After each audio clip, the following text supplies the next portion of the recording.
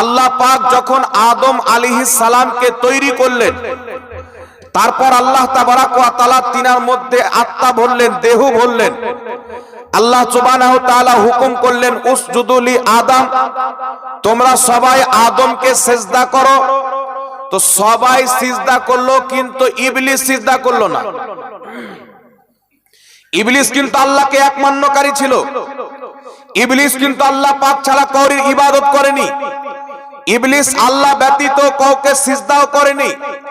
ইবলিস আল্লাহ ব্যতীত কাউকে ওয়াজিবুল ওজুদ মনে করতেন না। তার এটাও আকীদা ছিল আল্লাহকে কেউ জন্ম দেননি, আল্লাহও কাউকে জন্ম দেননি। আল্লাহর ব্যাপারে, তাওহীদের ব্যাপারে যেমন আকীদা রাখার ইবলিসের তেমনই আকীদা ছিল, কিন্তু এটা জানতো না যে তাওহীদ যতই আপনি মানেন, নবীর নবুয়তকে যদি না মানেন, তো আপনার আর কাফিরের মধ্যে কোনো তফাতই থাকবে না। রিসালাতকে অস্বীকার করে তাওহীদকে মানা, এটা ইবলিস প্রথম করেছিল। আমি তো আল্লাহকে এক মানি, আল্লাহর ইবাদত করি, আল্লাহ ছাড়া কেউ ইবাদতের যোগ্য নেই, আল্লাহ হচ্ছে ওয়াহদাহু লা শারীক, তার কোনো শরীক নাই। তবে আল্লাহ সুবহানাহু ওয়া তাআলার ব্যতীত আমি আদমকে কেন মানতে যাব, আদমকে কেন সাজদা করতে যাব, আদমকে কেন কবুল করে নেব পৃথিবীর মুসলমান? তো আল্লাহ তাবারাক ওয়া তাআলার সেই ইবলিস 90 কোটি বছর ইবাদত করেছিল। আল্লাহ পাক তার সমস্ত ইবাদতকে ফেরেশতাদেরকে পড়ানো, তারপরে আরশের তাওয়াফ করা, ওর সমস্ত ইবাদতকে আল্লাহ পাক ধ্বংস করে কিয়ামত পর্যন্ত তাকে অভিশাপ প্রাপ্ত এবং কাফির বানিয়ে দিলেন, ঘোষণা করে দিলেন। কারণ তাওহীদ তো তার অন্তরে ছিল, আদম নবীর নবুয়তের সম্মান তার অন্তরে ছিল না। তো শুধু তাওহীদকে মানলে মুসলমান হওয়া যাবে না, তাওহীদের সাথে সাথে নবীর রিসালাতকেও মানতে হবে। একটু জোরে বলতে হবে সুবহানাল্লাহ।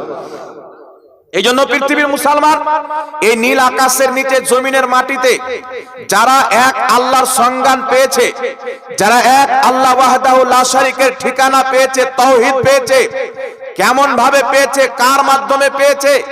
যদি আমরা পবিত্র কোরআনুল কারীমকে অধ্যয়ন করি, এই পবিত্র কোরআনুল কারীমের মধ্যে 30 পারাতে একটি সূরা রয়েছে, যে সূরাটির নাম হলো সূরাতুল ইখলাস।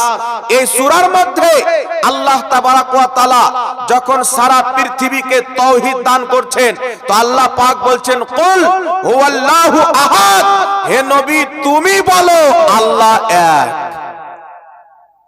কাকে আল্লাহ বলতে বলছেন কুল নবী তুমি বলো? আল্লাহ তো এটা ডাইরেক্ট বলতে পারতেন আনা আহাদ, আমি এক, কিন্তু আল্লাহ এটা বললেন না যে আমি এক। আল্লাহ আহাদ বলার পূর্বে বললেন কুল নবী তুমি বলো হুয়াল্লাহু আহাদ, ওই আল্লাহ হচ্ছে এক। এটা বলার উদ্দেশ্য কি? নবী পাকের রিসালাতকে মেনে, নবী পাকের নবুয়তের জবানকে মেনে যারা নবীর রিসালাতের সাথে সাথে খোদাকে এক মনে করবে, সেই ব্যক্তি মুসলমান হবে। আর যারা নবীর নবুয়তকে বাদ দিয়ে খোদাকে এক মনে করবে, সেই ব্যক্তি কাফির থেকে যাবে, মুসলমান থাকতে পারে না। কথা বুঝতে পারছেন কি পারেন না বাবা? এই জন্য রাসূল পাক সাল্লাল্লাহু আলাইহি সাল্লামের রিসালাতকে মানতে গেলে শুধু আমি তিনাকে নবী মানি এটা বললে হবে না। সেই নবীর মধ্যে যেইগুলি গুণ, যেইগুলো ফজিলত আল্লাহ সুবহানাহু ওয়া তাআলা নবী পাককে দান করেছেন, সেটাও আপনার জন্য মানা জরুরি। যেমন আল্লাহকে এক মানার সাথে সাথে পৃথিবীর কোন ব্যক্তিকে সিজদা করা থেকে মাথাকে বাঁচিয়ে রাখতে হবে, খোদা ছাড়া কাউকে সিজদা করা চলবে না। তেমনি ভাবে মুহাম্মদ রাসূলুল্লাহকে নবী মানার সাথে সাথে এটাও বিশ্বাস করতে হবে, আদম থেকে নিয়ে কিয়ামতের সকাল পর্যন্ত যত মানুষ জন্ম নিবে, তার মধ্যে সর্বশ্রেষ্ঠ হচ্ছে মুহাম্মদুর রাসূলুল্লাহ। নবীদেরও সেরা, সৃষ্টিরও সেরা নবী মুহাম্মদ রাসূলুল্লাহ, এটাও আপনাকে মানতে হবে। যেমন আল্লাহ পাকের তাওহীদ মানার সাথে সাথে আপনাকে এটাও মানতে হবে আল্লাহ তাবারাক ওয়া তাআলা ছাড়া পৃথিবীতে কাউরির ইবাদত করা চলে না।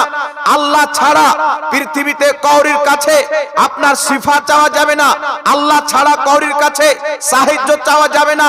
এই জন্য পৃথিবীর মুসলমান যদি পৃথিবীতে কোনো ব্যক্তি আল্লাহর সাহায্যের মাযহার মনে করে আল্লাহর সাহায্যের জরিয়া মনে করে, ওসিলা মনে করে ডক্টরের কাছে ওষুধ চাই, এটা যেমন শিরিক হয় না, তেমনি আল্লাহ পাকের সাহায্যের মাধ্যম মনে করে যদি মুহাম্মদ রাসূলুল্লাহকে ডাক দেয়, এটাও শিরকের আওতায় পড়ে না, এটাও হচ্ছে ঈমান। জোরে বলো সুবহানাল্লাহ। আর এটা সাহাবায়ে কেরাম করেছেন, স্বয়ং নবী পাক সাল্লাল্লাহু আলাইহি সাল্লাম উম্মতকে শিক্ষাও দিয়েছেন। এইজন্য পৃথিবীর মুসলমান আপনাকে বলতে চাই, খোদা তাবারাক ওয়া তাআলার সমস্ত গুণগানকে যেমন আমরা এক বাক্যে আল্লাহ তাবারাক ওয়া তাআলার তাওহীদের সাথে সাথে আল্লাহর কেউ শরীক নাই বিশ্বাস করি, আল্লাহ ছাড়া সাজদা করা যাবে না, আল্লাহ ছাড়া কাউরির ইবাদত করা যাবে না, আল্লাহ ব্যতীত কাউরির জন্য নামাজ পড়া যাবে না, তেমনি ভাবে বিশ্বাস করতে হবে মুহাম্মদ সাল্লাল্লাহু আলাইহি সাল্লাম নবী তো বটে, রাসূল তো বটে, তবে সমস্ত নবীর চাইতে উঁচু মাকাম ফজিলত আল্লাহ মুহাম্মদ রাসূলুল্লাহকে দান করেছেন, এটাও আপনাকে মানতে হবে। আর মুহাম্মদ রাসূলুল্লাহ সাল্লাল্লাহু আলাইহি সাল্লাম শেষ নবী, ইনার পর কিয়ামত পর্যন্ত নতুন নবী জন্ম নিবে না, অর্থাৎ খাতেমুন নবিয়্যিন শেষ নবী, এটাও আপনাকে মানতে হবে। আর নবীগণকে আল্লাহ পাক ইলমে গায়ব দান করে, গায়বের সংবাদদাতা বানায়, এটাও আপনাকে মানতে হবে। খোদার জানাতে নবীগণ ইলমে গায়ব জানে, এটা যেই ব্যক্তি অস্বীকার করবে ওই ব্যক্তি মুসলমান থাকবে না, কাফির ও মুরতাদ হয়ে যাবে। এইজন্য পৃথিবীর মুসলমান বর্তমান জামানাতে রাসূল পাক সাল্লাল্লাহু আলাইহি সাল্লাম আজ থেকে 1450 বছর পূর্বে এই কথা কেন বলেছিলেন যে আমার উম্মতের মধ্যে 73টি ফিরকা হবে, কুল্লুহুম ফিন্নার, 72টি সবটি জাহান্নামে যাবে, ইল্লা মিল্লাতান ওয়াহিদা, একটি জান্নাতে যাবে। মানা আলাইহি ওয়া সাহাবী, যে আমার সাহাবীর তরিকাতে চলবে তারাই হবে জান্নাতি। একটু জোরে বলেন না সুবহানাল্লাহ। এখন সাহাবীর তরিকাতে কারা আছেন, সাহাবীর আকীদার প্রতি কারা কায়েম আছেন, নবীর দেওয়া আকীদার প্রতি কারা কায়েম আছেন, কোরআনের নাম লেনেওয়ালা তো বহুত পাওয়া যায়, হাদিসের নাম লেনেওয়ালা তো বহুত পাওয়া যায়। অনেক অধ্যয়ন করার পর, মেহনত পরিশ্রম করার পর, লাড়া ঘাটা করে বর্তমানে যেইগুলো ফিরকা রয়েছে সকলের কিতাব যদি পড়েন, খোদার কসম খেয়ে বলি, যদি আহলে হাদিসদের কিতাব পড়েন, আল্লাহকেও গালি দিয়েছে, নবীকেও গালি দিয়েছে, সাহাবাকেও গালি তাদের কিতাবে লেখা আছে। দেওবন্দীদের কিতাব পড়েন, তাদের কিতাবে খোদার বেয়াদবি, নবীর বেয়াদবি লেখা আছে। কিন্তু আহলে সুন্নাত ওয়াল জামাত, সুন্নি, হানাফি, বেরেলভিদের কিতাব পড়েন, খোদার ইজ্জতের কসম খেয়ে বলি, এদের কিতাবে না খোদাকে গালি দেওয়া হয়েছে, না মুস্তাফাকে গালি দেওয়া হয়েছে, বরং যারা খোদা এবং নবীর বেয়াদবি করেছে তাদের দাঁত ভাঙা জবাব সুন্নি জামাতের আলেমরা দিয়েছে। মুসলমান আমাদের কাজ হচ্ছে আল্লাহ তাবারাক ওয়া তাআলার ইজ্জতের প্রতি কেউ যদি আঙ্গুল তুলে, নবীর ইজ্জতের প্রতি আঙ্গুল তুলে, সাহাবার ইজ্জতে আঙ্গুল তুলে, ইমাম মুহাদ্দিসদের সম্মানে দাগ লাগায়, তার দাঁত ভাঙা জবাব দেওয়া আহলে সুন্নাত ওয়াল জামাতকে এই দায়িত্বটা আল্লাহ পাক দিয়েছেন। একটু জোরে বলতে হবে সুবহানাল্লাহ। এইজন্য পৃথিবীর মুসলমান কখনো কখনো চিন্তায় পড়ে যায় যে একজন টুপিওয়ালা দাড়িওয়ালা ব্যক্তি এই কথা কেমন করে লিখতে পারে যে আল্লাহ মিথ্যা বলতে পারে। এটা কেউ লিখতে পারে? এখন তো ঝামেলা চলছে কি নিয়ে ভাই? কিয়াম করা বিদাত, মিলাদ করা বিদাত, এই দু তিনটা জিনিসে মানুষকে আটকে রেখে দিয়েছে। আমার মোবাইলের মধ্যে আমি লিখে রেখেছি অনেক খুঁজাখুঁজি করে, 450 জন শুধু আরবের ইমাম 1000 বছর থেকে, 1200 বছর থেকে, 1200 বছর থেকে নিয়ে আজ পর্যন্ত 700 বছর পূর্বে, 800 বছর পূর্বে, 1100 বছর পূর্বে, 1000 বছর পূর্বে, 1200 বছর পূর্বে 450 জন শুধু আরবের ইমাম, আমার জানা মতে বেশি হতে পারে, 450 জন ইমাম 1200 বছর পূর্বে থেকে নিয়ে নবী মুস্তাফার মিলাদের প্রতি কিতাব লিখে তাকে জায়েজ প্রমাণ করেছেন। কত ইমাম বললাম? 450। তাদের নামও লেখা আছে, কিতাবও লেখা আছে। কেউ চাইলে যোগাযোগ করেন, ইনশাআল্লাহ আপনাকে দিয়ে দিব। কিন্তু পৃথিবীর মুসলমান আজ যারা রাসূল পাকের মিলাদ পালন করলে চুলকানি উঠে যায়, ব্যারাম উঠে যায় রাসূল পাকের মিলাদ পালন করলে, এটা কেন হয় বাবা? মিলাদ পালন করলে নবী পাকের প্রতি ভক্তি বাড়বে, কিয়াম করলে নবী পাকের প্রতি ভক্তি বাড়বে। আর আমরা মিলাদ কিয়াম কেন করি? যারা লিখেছে আল্লাহ মিথ্যা বলতে পারে, যারা লিখেছে নবী মরে মাটির সাথে মিশে গেছে, যারা লিখেছে নবী কিয়ামতে কোনো সুপারিশ করতে পারে না, কেউ যদি নবীকে সুপারিশকারী মনে করে তাহলে সেই ব্যক্তি আবু জেহেলের চাইতেও বড় মুশরিক। এইগুলি যারা লিখেছে আজকে তারা নিজের বিদআতি আকীদাকে, কুফরি আকীদাকে দাফন করে রেখেছে, মানুষকে মিলাদ আর কিয়াম সামনে করে। সাহাবা মিলাদ করেনি, তাবিনরা মিলাদ করেনি, তো সাহাবী আর নবী যদি না করলে নাজায়েজ হারাম হয়ে যায়।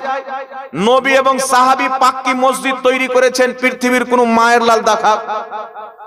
নবী এবং সাহাবীর যুগে মসজিদের মিনার তৈরি হতো না, নবী এবং সাহাবীর যুগে মসজিদের মেহরাব ছিল না। তাই যারা বলে নবীর যুগ সাহাবীর যুগে মিলাদুন নবী হয়নি, তাই এখন আমরা করব না, এই জন্য আমি তাদেরকে বলতে চাই নবী সাহাবীর যুগে মিলাদুন নবী হয়নি, তো গায়ের জোরে নবী মুস্তাফার মিলাদকে বন্ধ করতে চাও, তো নবীর যুগে পাক্কি মসজিদ ছিল না, সাহাবীর যুগে পাক্কি মসজিদ ছিল না, মসজিদের মিনার ছিল না, মসজিদের মেহরাব ছিল না, তো তোমরা যদি মুনাফিক না থাকো তো ভেঙে দাও মসজিদ, ভেঙে দাও মেহরাব, আর এলান করে দাও যেমন মসজিদ নবী তৈরি করেছেন আমরা তেমনই মসজিদ তৈরি করি। না কি বলেন বাবা? তো ওটা আপনা বলা জায়েজ বানিয়ে দিবে, কায়দা কুলিয়া করে, ইবাদতের জন্য জায়েজ। ইবাদতের জন্য মানে কি? যত সুন্দর মসজিদ তৈরি করব, মুসাল্লিরা নামাজ পড়ে আরাম পাবে, তাই ইবাদতের জন্য জায়েজ। তো বেটা তুমি মসজিদকে সাজাচ্ছ, রং করছো, এসি লাগাচ্ছ যাতে মুসাল্লি বাড়ে, আমরা নবী পাককে দাঁড়িয়ে সালাত ও সালাম জানাই, নবীর মিলাদে মিছিল বের করি যাতে অন্তরে নবী মুস্তাফার মোহাব্বত বাড়ে। তো নবীর মোহাব্বতের চাইতে বড় ইবাদত পৃথিবীতে কি রয়েছে? নামাজ তো কুল কায়নাত পড়ে, আর নবী মুস্তাফার প্রতি দরুদ ও সালাম স্বয়ং রব্বুল আলামিন পড়ে। আর ইবাদত করি আমরা খোদার বান্দা হওয়ার কারণে, আর খোদা মুস্তাফার প্রতি দুরুদ পড়ে নবী পাককে মহব্বত করার কারণে। তো মহব্বত কত রাসূলে পাককে আল্লাহ পাক করছেন। এইজন্য আপনাকে বলতে চাই বিরাদর ইসলাম, সর্বপ্রথম আমাদেরকে জানতে হবে 72 ফিরকা জাহান্নামে কেন যাবে, আর একটি জান্নাতে কেন যাবে, আর সুন্নি জামাতটাই জান্নাতি, এটার কারণটা কি? এটা যদি আমরা বুঝে নিই তো কিয়ামত পর্যন্ত কেউ আপনার ঈমান নষ্ট করতে পারবে না, আপনাকে কেউ আর ধ্বংস করতে পারবে না, গুমরাহ করতে পারবে না। আহলে সুন্নাতুল জামাতের ওটাই আকীদা যেটা পূর্বের মুহাদ্দিস, সাহাবী, তাবি এবং নবী মুস্তাফার দেওয়া আকীদা, কোরআন এবং হাদিসের দেওয়া আকীদা, ওটাই হচ্ছে সুন্নিদের আকীদা। আর বাকি থাকলো আমলের কথা। বাবা, কেউ মিলাদ করছে, কেউ করে না, কেউ কিয়াম করছে, কেউ কিয়াম করে না, এটা তো আলাদা বিষয়, এতে তো ঈমানের কথা নয় যে কিয়াম করলে ঈমান চলে যাবে, মিলাদ না করলে ঈমান চলে যাবে, এটা বিষয় নয়। কিন্তু কেউ যদি আকীদা রাখে যে আল্লাহ মিথ্যা বলতে পারে, সঙ্গে সঙ্গে কাফির হয়ে যাবে, মুসলমান থাকবে না।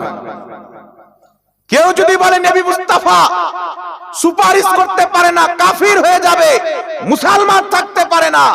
কারণ কোরআনের দেওয়া আকীদা, হাদিসের দেওয়া আকীদা হচ্ছে আল্লাহর কুদরত মিথ্যা থেকে পবিত্র, আর কিয়ামতের ময়দানে সর্বপ্রথম সুপারিশ করার অনুমতি আল্লাহ মুহাম্মদ রাসূলুল্লাহকে দান করবে।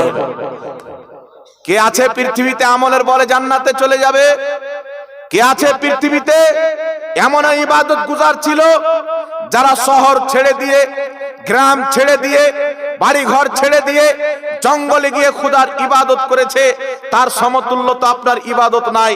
আপনি ইবাদত করতে যাচ্ছেন, কলবের মধ্যে স্ত্রী আছেন, ছেলে আছে, মেয়ে আছে, দুনিয়া আছে, সব আছে, কিন্তু খাজা মঈনুদ্দিন চিশতি পাহাড়ের গুফাতে ইবাদত করেছেন।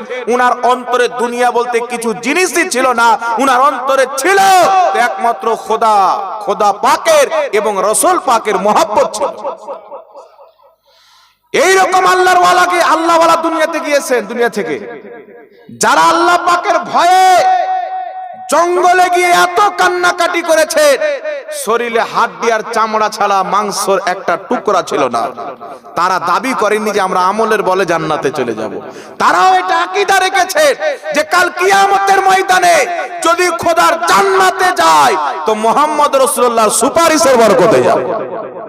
কিন্তু পৃথিবীর মুসলমান যেইগুলো মূল জিনিস, যেটা বিশ্বাস করলে মানুষের ঈমান চলে যাবে, আমি আপনাকে বলতে চাই এই সমাজের মধ্যে মুসলমানদের মধ্যে এখন আমরা যদি উত্তর দিই তো কিছু লোক মনে করে জাহাঙ্গীর সাহেব কড়া কড়া ভাষায় বলে।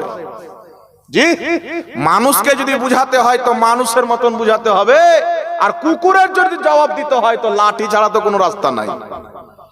তো সোশ্যাল মিডিয়ার মাধ্যমে মানুষরূপী অনেক কুকুর বেরিয়েছে, এরা মুসলমানদের মধ্যে শুধু ফিতনা তৈরি করা ছাড়া অন্য কোনো কাজ জানে না। এদেরকে যদি বলেন যে ফেস টু ফেস বসে মীমাংসা করো, এদের দম নাই। এই গুগলে চলে এসো, ইউটিউবে চলে এসো, মানে এখানে তো চুরি করা যাবে, কিতাবে নাই বলে দেবো অমুক কিতাব আছে, কিন্তু সামনে যদি বসে যায় তো ওর তো বাপও চুরি করতে পারবে না। এই জন্য সামনে তো কোনো চেহারা নাই। নচেত আহলে সুন্নাত ওয়াল জামাতের মৌলবি কেউ যদি মনে করে যে সুন্নিরা মুনাজারা করতে ভয় পায়, বহুত বড় অন্ধকারে আছে। আমরা কিয়ামতের সকাল পর্যন্ত আমাদের পক্ষ থেকে চ্যালেঞ্জ রয়েছে, এই ময়দানের মাটিতে ফেস টু ফেস সামনে বসে যাও, আর আহলে সুন্নাত ওয়াল জামাতের সামনে ফেস টু ফেস মুনাজারা করে কোন মায়ের লাল বিজয় লাভ করবে, এটা কিয়ামতের সকাল পর্যন্ত হতে পারে না। আমাদের আমল বানোয়াট রয়েছে না, আমাদের আকীদা বানোয়াট রয়েছে। তবে পৃথিবীর মুসলমান আমার দিকে লক্ষ্য করেন, বিদাতি কারা? বিদাত কোনটা বিদাত আপনাকে জাহান্নামে নিয়ে যাবে? আমি আপনাদেরকে পূর্বের মুহাদ্দিসদের কথা বলছি এই জন্য যাতে আপনারা বুঝতে পারেন যে পূর্বের মুহাদ্দিসদের আকীদা কি ছিল। 450 জন মুহাদ্দিস নাম বলে দিচ্ছি: ইমাম জৌজি, ইমাম তাহিয়া, ইমাম আবু নঈম, ইমাম ইবনে আবু নঈম, ইমাম সারাখসি, ইমাম মুল্লা আলী কারি, ইমাম জালালউদ্দিন সিউতি, ইমাম সাখাবি, ইমাম ইসমাইল হাক্কি, ইমাম ইবনে হাজার আসকালানি, ইমাম ইবনে কাসির, এই বড় বড় ইমাম নবী পাকের মিলাদুন নবী নামে কিতাব লিখে বৈধ প্রমাণ করেছেন, নবীর মিলাদের আলোচনা করে গিয়েছেন। আজ পর্যন্ত কোন মোল্লার ক্ষমতা হলো না যে এইগুলি ইমামকে বিদাতি বলবে। তাহলে আপনারা বলেন তো, পৃথিবীর মুসলমান 800 বছর পূর্বে, 900 বছর পূর্বে, 1000 বছর পূর্বে, 1200 বছর পূর্বে নবী পাকের মিলাদের পক্ষে কিতাব লিখনেওয়ালা ইমাম ছিল, তো কি বুঝতে পারা গেল মিলাদুন নবী পালন করনেওয়ালা 100 বছর পূর্বে জন্ম নেয়নি, বরং খোদার কোরআন যদি খোলা হয় এই কোরআন পাকের মধ্যে নবীদের মিলাদের আলোচনা আল্লাহ বারবার করেছেন। ঈসা নবীর জন্মের আলোচনা, ইয়াহিয়া নবীর জন্মের আলোচনা আল্লাহ কোরআন পাকে কেন করলেন? আল্লাহ বান্দাকে মেসেজ দিয়েছেন, আমার নবীদের ইন্তিকালের পর আমি তাদের জন্মের আলোচনা কোরআন পাকে করে দিলাম, তাতে আমার বান্দারা জেনে নেয় নবীদের মিলাদ অর্থাৎ জন্মের আলোচনা করা, তাদের জন্মের চর্চা করা এটা বিদআত বা নাজায়েজ নয়। আমি আল্লাহ কোরআন পাকে আলোচনা করে কিয়ামত পর্যন্ত নবীদের জন্মের আলোচনা করাকে সুন্নাতে ইলাহি বানিয়ে দিলাম। তবে পৃথিবীর মুসলমান 450 জন মুহাদ্দিস, আহলে হাদিসদের বাড়িরও মুহাদ্দিস, দেওবন্দীদের বাড়িরও মুহাদ্দিস, সবাই লিখছেন কি মিলাদুন নবী জায়েজ। এবার আমি আপনাকে বলি, পৃথিবীর মুসলমান ইংরেজদের হুকুমত ভারতে আসার পূর্বে, একটু লক্ষ্য করে ধ্যান দিয়ে শুনেন, ইংরেজদের হুকুমত ভারতে আসার পূর্বে 500 বছর পূর্বে যান, 1000 বছর পূর্বে যান, 700 বছর পূর্বে যান, 800 বছর পূর্বে যান, একজন কোন ইমাম, একজন কোন মুহাদ্দিস এই কথা কিতাবে লিখেছেন আল্লাহ মিথ্যা বলতে পারে, কিয়ামতের সকাল পর্যন্ত চ্যালেঞ্জ থাকবে। নবীর যুগে কওরির আকীদা ছিল না, সাহাবীর যুগে ছিল না, 500 বছর পূর্বে ছিল না, 300 বছর পূর্বে ছিল না। ভারতবর্ষে ইংরেজদের টাকা খেয়ে সর্বপ্রথম দেওবন্দি এবং আহলে হাদিসের ইমাম ইসমাইল দেহলভি একটি কিতাব লেখে, যেই কিতাবটির নাম হচ্ছে ইকরোজা, আর আরেকটি কিতাব লেখে তাকওয়াতুল ঈমান। এই দুই কিতাবের মধ্যে সর্বপ্রথম শয়তানি আকীদা লেখে খোদা মিথ্যা বলতে পারে। আহলে হাদিসদের ইমাম ইসমাইল দেহলভি, দেওবন্দীদের ইমাম, তাদের কিতাব পড়েন, শত শত কিতাবে তারা লিখে রেখেছেন, কোথাও মুজাদ্দিদ, কোথাও ইমাম, কোথাও শেখ, কোথায় কি লিখে রেখেছেন। এই লোকটা সর্বপ্রথম লিখলো কি, আল্লাহ তাআলা ঝুট বল सकता है, যদি আমি মিথ্যা বলে আসেন আমার বইয়ে কিতাব গাড়িতে রাখা আছে। এবার আমি আপনাকে বলতে চাই বাবা, একটা হলে এবার আমার দিকে লক্ষ্য করেন, আহলে সুন্নাতুল জামাত প্রত্যেকটা মুসলমান নবী পাকের যুগ থেকে স্বয়ং আল্লাহর কোরআন এবং নবীর দেওয়া আকীদা হচ্ছে যে কিয়ামতের ময়দানে পাপীরা দিশাহারা হয়ে যাবে। গুড় তৈরি করে আদম নবীর দরবারে, ইব্রাহিম নবীর দরবারে সব নবী বলবেন ইযহাবু ইলা গায়রি, অন্য কারোর কাছে যাও। ঈসা নবী বলবেন শুনো, আজ অন্য কোথাও গেলে তোমাদের কাজ হবে না, যদি তোমাদের কেউ সুপারিশ করতে পারে তো মা আমেনার লাল মুহাম্মদ রাসূলুল্লাহর দরবারে চলে যাও, উনি ছাড়া কেউ তোমাদের সুপারিশ করতে পারবে না। রাসূল পাকের নিকটে যাব, তিনি সুপারিশ করবেন। এই বিষয়ে হাদিসে মুতাওয়াতির বর্ণিত হয়েছেন। মুতাওয়াতির মানে যেই বিষয়ে ব্যাপকভাবে হাদিস বর্ণনা হয়, যেটার মিথ্যা হওয়া অসম্ভব, ওটাকে হাদিসে মুতাওয়াতির বলা হয়। আর নবী সুপারিশ করবেন, এটা হাদিসে মুতাওয়াতির দ্বারা প্রমাণিত। ইমামে আজম আবু হানিফার আকীদা নবী সুপারিশকারী, ইমাম শাফির আকীদা নবী সুপারিশকারী, আবু বকর সিদ্দিকের আকীদা নবী সুপারিশকারী, উমর ফারুকের আকীদা নবী সুপারিশকারী, গাউসে জিলানীর আকীদা নবী সুপারিশকারী, খাজা মঈনুদ্দিন চিশতির আকীদা নবী সুপারিশকারী। কিন্তু ইসমাইল দেহলভী তাকওয়াতুল ঈমানের মধ্যে লিখছে, যেই ব্যক্তি নবীকে সুপারিশকারী মনে করবে সেই ব্যক্তি আবু জেহেল চাইতেও বড় মুশরিক। একটু জোরে হবে না নাউজুবিল্লাহ? যেই ব্যক্তি নবীকে সুপারিশকারী মনে করবে সেই ব্যক্তি আবু জেহেল চাইতে বড় মুশরিক। এই পৃথিবীর মুসলমান, আমার নবী বলছেন, আবু দাউদের হাদিস, ইবনে মাজার হাদিস, আর হাদিসের সনদ সহিহ। যারা সুপারিশকে অস্বীকার করে ওদের গুরু আলবানী পর্যন্ত হাদিসকে সহিহ বলেছেন। রাসূল পাক বলছেন, শাফাআতি লিআহলিল কাবাইর মিন উম্মতি, কিয়ামতের ময়দানে আমার উম্মতের বড় বড় পাপীদের সুপারিশ করে আমি জান্নাতে নিয়ে যাব। ইবনে মাজাতে হাদিস, রাসূল পাক বলছেন, জিবরিল আমিন আসলো, আসার পরে বলছেন, ইয়া রাসূলুল্লাহ, ইয়া হাবিবাল্লাহ, আল্লাহ বলেছেন আপনার যত উম্মত কিয়ামত পর্যন্ত হবে বিনা হিসাব কিতাবে অর্ধেক উম্মতকে আল্লাহ জান্নাত দিবে। এটা এক নাম্বার অপশন। আরেকটি অপশন হচ্ছে শাফাত। নবী বলছেন, আমাকে শাফাত দাও, যদি আমার অর্ধেক উম্মত জান্নাতে চলে যায় তো আর অর্ধেক উম্মত কোথায় যাবে? আমি শাফাতটাকে গ্রহণ করলাম। কিয়ামতে অতক্ষণ পর্যন্ত আমার শাফাত চলবে যতক্ষণ পর্যন্ত আমার একটা উম্মতও জাহান্নামে থাকবে। আমি সুপারিশ করে সব উম্মতকে জান্নাতে নিয়ে যাব। বুখারীতে সুপারিশের হাদিস, মুসলিমের সুপারিশের হাদিস, তিরমিজিতে সুপারিশের হাদিস, আবু দাউদের সুপারিশের হাদিস, হাদিসের কিতাব ভরা আছে যে কিয়ামতের মাঠে নবী সুপারিশ করবেন। আর এখনকার মৌলবি বলছে কি নবী কিয়ামতে ফাল করে তাকিয়ে থাকবে। আমার নেকির পাল্লা ভারী হচ্ছে না গুনার পাল্লা ভারী হচ্ছে? বাংলাদেশের মৌলবি বলছে ভাই। আর এই মৌলবির ফলোয়ার্স ইসলামপুরে ঘুরে বেড়াচ্ছে, দেখবেন। এদের আকীদাকে মানুষ বুঝতে পারে না, কারণ এরা বলছে, কারণ এদের ইমাম কিতাবে লিখে রেখেছেন যে যেই ব্যক্তি নবীকে সুপারিশকারী মনে করবে সেই ব্যক্তি আবু জেহেল চাইতে বড় মুশরিক। তাহলে আহলে হাদিস এবং দেওবন্দীদের ইমামের ফতোয়া অনুযায়ী নবীও মুশরিক হলেন আর সাহাবাও মুশরিক হয়ে গেলেন। কারণ নবী তো বলছেন আমি সুপারিশ করব, সাহাবা তো বলছেন আমি সুপারিশ করব। শুধু তাই নয়, পৃথিবীর মুসলমান, এই পৃথিবীর মাটিতে এমন কেউ এটা আকীদা পোষণ করেনি, কোন কিতাবে ছিল না। ইংরেজদের জামানায় নতুন আকীদা তৈরি করলো দেওবন্দি এবং আহলে হাদিসদের ইমাম ইসমাইল দেহলভী যে আল্লাহ মিথ্যা বলতে পারে। নতুন আকীদা তৈরি করলো, নবী মুস্তাফাকে যে সুপারিশকারী মনে করবে সেই আবু জেহেল চাইতে বড় মুশরিক, অর্থাৎ নবী সুপারিশ করতে পারে না। আরো নতুন নতুন আকীদা তৈরি করলো দেওবন্দীদের মুজাদ্দিদ আশরাফ আলী থানভী হিফজুল ইমানের 8 নাম্বার পৃষ্ঠায় লিখলো, নবী মুস্তাফাকে যতটুকু আল্লাহ ইলমে গায়ব দান করেছেন ততটুকু প্রত্যেক জানোয়ারকেও দান করেছেন, প্রত্যেক পাগলকেও দান করেছেন। আরো নতুন আকীদা দেওবন্দ মাদ্রাসার প্রতিষ্ঠাতা কাসিম নানতাবী তাহজিরুন নাস কিতাবের 25 পৃষ্ঠার মধ্যে লিখলো, নবী মুস্তাফার পর নতুন নবী জন্ম নেওয়াকে সম্ভব বলে লিখে দিল।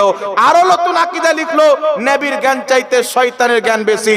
আরো আকীদা লিখলো, নবী মরে মাটির সাথে মিশে গেছেন, নবী পাকের সম্মান বড় ভাইয়ের মতো করতে হবে। আল্লাহর শানের সামনে নবী ওলি সব চামার চাইতো নোংরা। আহলে হাদিস দেওবন্দি দুই গ্রুপের ইমাম ইসমাইল দেহলভী আপনার সিরাতে মুস্তাকিমের 148 পৃষ্ঠার মধ্যে লিখলো, নামাজের মধ্যে যদি জিনার স্মরণ চলে আসে নামাজ হয়ে যাবে, ছাগলের স্মরণ চলে আসে নামাজ হয়ে যাবে, গাধার স্মরণ চলে আসে নামাজ হয়ে যাবে, মুহাম্মদ রাসূলুল্লাহর স্মরণ আসলে নামাজ হবে না, বরং শিরিক হয়ে যাবে।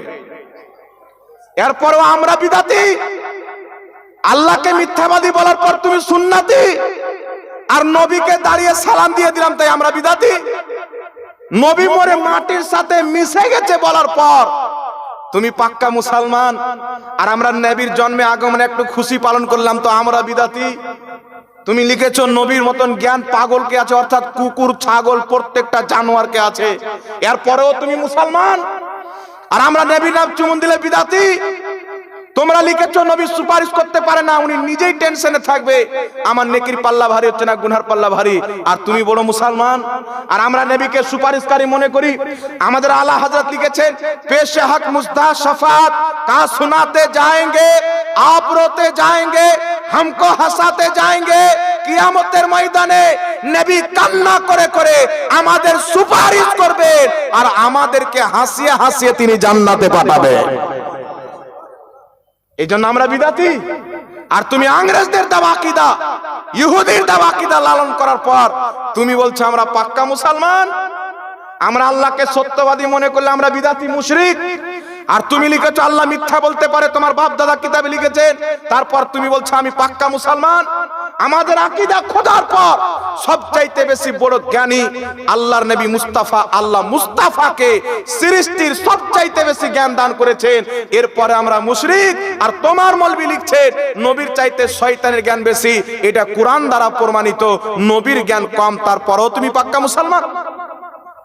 আমরা মায়ের চাইতে, বাবার চাইতে, বোনের চাইতে, ছেলের চাইতে, সব চাইতে বেশি মুহাম্মদ রাসূলুল্লাহর ইজ্জত করি, তাই আমরা নাকি বিদাতি, নবীকে আল্লাহ সমান করে দিলাম, নাউজুবিল্লাহ। আর তাদের কিতাব তাকওয়াতুল ঈমানে লেখা আছে, যেই কিতাবের ব্যাপারে রশিদ আহমদ গাঙ্গোহী তবলিগি জামাতের প্রতিষ্ঠাতার পীর রশিদ আহমদ গাঙ্গোহী যেই কিতাবের ব্যাপারে ফাতাওয়া রশিদাতে লিখছেন যে তাকওয়াতুল ঈমান কিতাবটি প্রত্যেক বাড়িতে রাখা আইনে ইসলাম, অর্থাৎ কোরআনের চাইতেও বড় কিতাব। কোরআন বাড়িতে রাখা আইনে ইসলাম নয়, কিন্তু এই তাকওয়াতুল ঈমানের ব্যাপারে লিখছে আইনে ইসলাম, যার বাড়িতে নেই ওই মুসলমান নয়। এরপরও এরা পাক্কা মুসলমান। এরা বলছে নবীর সম্মান বড় ভাইয়ের মতো করতে হবে, তবুও পাক্কা মুসলমান। আর আমরা নবী পাককে মা বাপ চাইতে বেশি ভালোবাসলাম, আমরা নাকি বিদাতি। তো কিয়ামতের মাঠে বুঝে নিবে, কবরে গিয়ে বুঝে নিবে। আর এটা চ্যালেঞ্জ করে খোদার ইজ্জতের কসম খেয়ে বলি, তোমরা আল্লাহকে মিথ্যাবাদী বলেছো, রাসূলুল্লাহর বেয়াদবি করেছো। যদি পৃথিবীতে জাহান্নামী বিদাতি কেউ হয় তো তোমরা রয়েছো, আর যদি কেউ জান্নাতি হয় তাহলে সুন্নাত ওয়াল জামাত সুন্নি মুসলমান রয়েছে। নারে তাকবীর, নারে রিসালাত, নারে রিসালাত। মাসলাকে আলা হযরত মুনাজির আহলে সুন্নাত হযরত আল্লামা মুফতি জাহাঙ্গীর আলম রেজভী সাহেব, নারে তাকবীর। যেইগুলো বিয়াদবি তোমাদের আকাবিররা কিতাবে লিখে রেখেছেন, এখন বলবে হুজুর ওই কিতাবটা আমরা চোখে দেখিনি। তারা বাবা আমরা বলছি যে ওরা এগুলো লিখেছে, আমাদের কাছ থেকে দেখিয়ে লাও। আর ওদের তৈরি করা দেওবন্দি মতবাদ, তবলিগি মতবাদ, আহলে হাদিস মতবাদকে তালাক দিয়ে দাও, যে আমরা খোদা রাসূলের গুস্তাখের দলকে তালাক দিয়ে নবী মুস্তাফার প্রেমিকের দল খাজা মঈনুদ্দিন চিশতির জামাত সুন্নি জামাতে চলে আসে। কেন তাদের দলে থাকবো? যারা রাসূলের পাকের বেয়াদবি করেছে, খোদা পাকের বেয়াদবি করেছে। আমাকে বলেন পৃথিবীর মুসলমান আল্লাহ মিথ্যা বলতে পারে, এই কথাটা ছোট? জোরে বলেন। আমি আমাদের সমাজের আহলে সুন্নাত ওয়াল জামাতের যুবকদেরকে বলবো, শুনো, এরা যদি বলে মিলাদুন নবী কোথায় আছে, কিয়াম কোথায় আছে, আমরা দলিল দিতে দিতে থকে গেছি। আমাদের আকাবিররা দলিল দিতে দিতে থকে গেছে, কিন্তু মুনাফিক মানার জন্য জিজ্ঞাসা করে না, ও গুমরা করার জন্য জিজ্ঞাসা করে। তো আপনারা পাল্টা প্রশ্ন করবেন, মিলাদ করলে কেউ কাফির হয় না, কিয়াম করলে কেউ কাফির হয় না। খোদা মিথ্যা বলতে পারে এই আকীদা রাখলে কাফির হয়ে যায়, মুসলমান থাকে না, তার বিবি পর্যন্ত তালাক হয়ে যায়। তোমাদের ইমাম এইগুলি নিজের কিতাবে লিখেছে, এটা কোন হাদিসে আছে দেখাও, এটা কোন কোরআন পাকে আছে দেখাও। এই জন্য ইমাম ইবনে হাজার আসকালানী রাহমাতুল্লাহ আলাইহি, যিনি ইমাম জালালউদ্দিন সিয়ুতির ওস্তাদ ছিলেন, ওই ইমাম ইবনে হাজার আসকালানী নিজের কিতাব বুখারী শরীফের সারা ফাতহুল বারী দেওবন্দের ছাপ, এই কিতাবের মধ্যে লিখছেন বিদাতি কারা, জাহান্নামী বিদাতি কারা। কাদেরকে নবী বিদাতি বলেছেন? যারা আহলে সুন্নাত ওয়াল জামাতকে ত্যাগ করে সুন্নি জামাতকে ছেড়ে নতুন নতুন ফিরকা তৈরি করেছেন। এই প্রত্যেকটা ফিরকা হচ্ছে বিদাতি। এরা নতুন আকীদা তৈরি করে নিজের জন্য জাহান্নামকে কনফার্ম করে নিয়েছে। নতুন নতুন আকীদা বানানো, দিন থেকে হটে যাওয়া, নতুন নতুন রাস্তা তৈরি করা। কিন্তু আলহামদুলিল্লাহ আমরা নতুন আকীদা তৈরি করিনি। মিলাদের কথা বলো, কিয়ামের কথা বলো, আমরা প্রমাণ করব যে নবী পাকের সম্মানে সাহাবাও কিয়াম করেছেন আর নবী পাক ও সাহাবীদের সম্মানে কিয়াম করেছেন। সুবহানাল্লাহ। এবার আগে চলেন পৃথিবীর মুসলমান, এখন আপনাকে বলতে চাই বাবা, এই নবীর নাম মুহাব্বতে চুমুন দিয়ে দিলাম তো বলছে বিদাতি হয়ে গেল। কিন্তু ওরা আল্লাহকে মিথ্যাবাদী লিখে দিলে তো ওরা আবার সুন্নাতি হয়ে গেল। তাহলে এখানে মনে করতে হবে যে যেই ধর্মের লোক কুকুরের মাংস খায় ওরা মানুষকে বলে আরে এরা গরুর মাংস খায় রে। দেখবেন আমাদের ভারতবর্ষের মাটিতে কিছু লোক আছে বর্তমানে যাদের নাম দেওয়া হচ্ছে অন্ধভক্ত। নামটা শুনেছেন? বাংলাতে বলে অন্ধভক্ত। আমরা গরুর মাংস খেলে আমাদের প্রতি কত অত্যাচার, কিন্তু ওরা গরুর মুত খাচ্ছে, গরুর গোবর খাচ্ছে, এতে কোনো সমস্যা নাই। কিন্তু ওরা এটা মনে করছে যে আমরা মুত খাচ্ছি তো আমরা উত্তম, এরা মাংস খাচ্ছে তো এরা ছোট লোক। দৃষ্টিভঙ্গি দেখেন আপনি, যে নাপাকটা খাচ্ছে ও মনে করছে আমরা উত্তম, আর যে পাকটা খাচ্ছে ওকে আবার খারাপ মনে করে। তো অনুরূপ ভাবে লোক বেরিয়েছেন যাদের আকীদা হচ্ছে বিদআত, যাদের দল হচ্ছে বিদআত। এই ভারতবর্ষের মাটিতে ইংরেজদের হুকুমতের পূর্বে 1847 পূর্বে এই পৃথিবীর মাটিতে না কোনো দেওবন্দি বলে জিনিস ছিল, না কোনো আহলে হাদিস বলে জিনিস ছিল। এই পৃথিবীর মাটিতে 1000 বছর পূর্বে, 1200 বছর পূর্বে, 1300 বছর পূর্বে যে জামাত ছিল, আজ ওই জামাত হচ্ছে সুন্নি জামাত। জোরে বল সুবহানাল্লাহ। আপনি জামে আজহার মিশর চলে যান, কম বেশি 1000-1200 বছর পূর্বের তৈরি করা মাদ্রাসা। এই মাদ্রাসা কোন আকীদাতে চলে? সুন্নি জামাতের আকীদাতে চলে। কথা আমার বুঝতে পারছেন কি পারেন না বাবা? এই জন্য আপনাদেরকে বলতে চাই, এরা মানুষকে গুমরাহ করার জন্য শরীয়তকে পর্যন্ত চেঞ্জ করে দেয়। একটা মাসলা আপনাদের সম্মুখে বয়ান করছি, একটু লক্ষ্য করে ধ্যান দিয়ে শুনেন। এটা উম্মতে মুসলিমার এই বিষয়ে ইজমা রয়েছেন। একটি কথা মনে করবেন, শরীয়তের দলিল হচ্ছে 4টি। কিছু লোক বলতে চাই কোরআনে আছে, সহি হাদিসে আছে। তো যেই ব্যক্তি বলবে কোরআন আর সহি হাদিস ছাড়া কিছুই মানি না, সেই ব্যক্তি কোরআনও মানে না, সেই ব্যক্তি হাদিসও মানে না।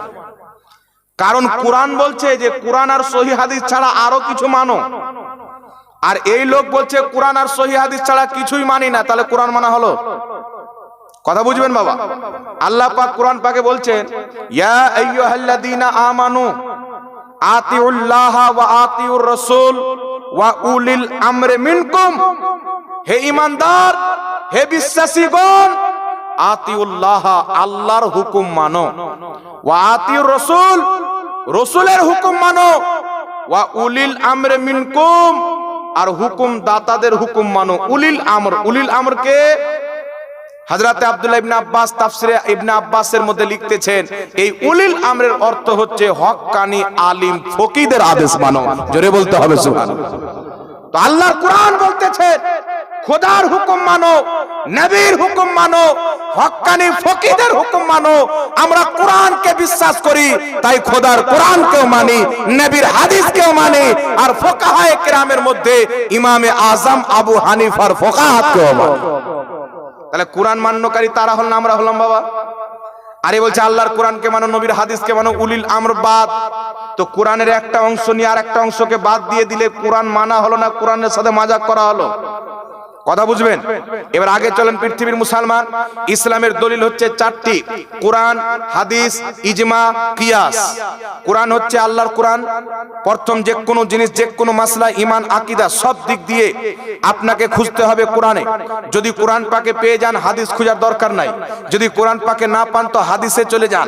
হাদিস শরীফেও যদি না পান তাহলে আপনি কি করবেন? ইজমায়ে উম্মতকে দেখেন, যেই বিষয়ে সাহাবার যুগ থেকে যেই বিষয়ে সবাই একমত হয়ে আসছেন, ইজমা, যে বিষয়ে সকল উম্মত একমত হয়ে গেছেন, এই ইজমা হচ্ছে ইসলামের দলিল। রাসূল পাক সাল্লাল্লাহু আলাইহি সাল্লাম বলতেছেন, কি বলছেন, যে কোনো খারাপ কাজে, গুমরাহিয়াতের কাজে আমার উম্মত কোনোদিন ঐক্যমত পোষণ করবে না, আর যেই কাজে ঐক্যমত হয়ে গেল ওটা বুঝা গেল খারাপ হবে না। এই জন্য মুসলমানদের ঐক্যমত হওয়া ইজমা, এটাও ইসলামের দলিল। তাই আহলে হাদিসদের ইমাম, যার নাম হচ্ছে ইবনে তাইমিয়া, মাজমুউল ফাতাওয়ার মধ্যে লিখতেছেন, কোন ব্যক্তি যদি ইজমাকে অস্বীকার করে সেই ব্যক্তিও কাফির হয়ে যাবে, মুসলমান থাকবে না। চতুর্থ নাম্বার হচ্ছে কিয়াস। এই কিয়াস কোথায় থেকে আসলো? বুখারী শরীফের মধ্যে হাদিস, রাসূল পাক সাল্লাল্লাহু আলাইহি সাল্লাম নিজের চেহিতা সাহাবী হযরতে মুআজ বিন জাবাল রাদিয়াল্লাহু তাআলা আনহুকে শাম আপনার ইয়ামান দেশের কাজী বানিয়ে পাঠাচ্ছেন। তো রাসূল পাক জিজ্ঞাসা করছেন, মুআজ তুমি যে ওখানে যাবে, তোমার সামনে কেস আসবে, সমস্যা আসবে, সেই সমস্যার সমাধান কি করে করবে, মীমাংসা কি দিয়ে করবে? তো মুআজ বিন জাবাল বলছেন, ইয়া রাসূলুল্লাহ, সেই সমস্যার সমাধান করব কিতাবুল্লাহ, আল্লাহর কিতাব দিয়ে। নবী পাক বলছেন, যদি আল্লাহর কিতাবে না পাও তো বলছেন সুন্নাতে রাসূলুল্লাহ, আপনার হাদিস দিয়ে। রাসূল বলছেন, যদি আমার হাদিসেও না পাও তো মুআজ বিন জাবাল রাদিয়াল্লাহু তাআলা আনহু নবী পাককে বলছেন, বুখারী শরীফের হাদিস, যদি কোরআন পাকেও না পাই, হাদিস শরীফেও না পাই, কোরআন হাদিসকে সামনে রেখে আমি আমার বিবেক দিয়ে কিয়াস করে ফতোয়া দিব। এই জন্য নবী মুস্তাফা তিনাকে সমর্থন করে পাঠিয়ে দিলেন। তখন থেকে কিয়াস একটা ইসলামের দলিল হয়ে গেল। তো কোরআনে দেখেন, হাদিসে দেখেন, ইজমাতে দেখেন, যদি তিনটাতে না পান, বড় বড় ফুকাহায়ে কেরামের কিতাবে দেখেন, যদি কোনো ফকিহ কোন জিনিসকে জায়েজ লিখে দেয়, ওটা আল্লাহর পক্ষ থেকে জায়েজ করা হয়। একটু জোরে বলতে হবে সুবহানাল্লাহ। আমার কথা বুঝতে পারছেন কি পারেন না বাবা? এই জন্য কোরআন, হাদিস, ইজমা, কিয়াস চারটি হচ্ছে দলিল। যেই ব্যক্তি কিয়াস আর ইজমাকে বাদ দিয়ে দিল, ও কোরআন পাকেরও মুনকির হলো, হাদিস শরীফও মুনকির হলো। এই রকম লোক যারা বলে আমরা আহলে হাদিস, কোরআন আর হাদিস ছাড়া কিছুই মানি না, এরা না কোরআন মানে না হাদিস মানে, এদের চরিত্রের সাথে নাম মিল খায় আহলে মুনকিরে হাদিস, হাদিস অস্বীকার করনে ওয়ালা ব্যক্তি। এই জন্য পৃথিবীর মুসলমান আমরা আহলে সুন্নাত ওয়াল জামাত কোরআনকেও মানি, হাদিসকেও মানি। কোরআন আর হাদিস যেইগুলো জিনিস মানতে বলেছেন সেগুলি জিনিসকেও মানি। একটু জোরে বলেন সুবহানাল্লাহ। আমার কথা বুঝতে পেরেছেন কি পারেননি বাবা?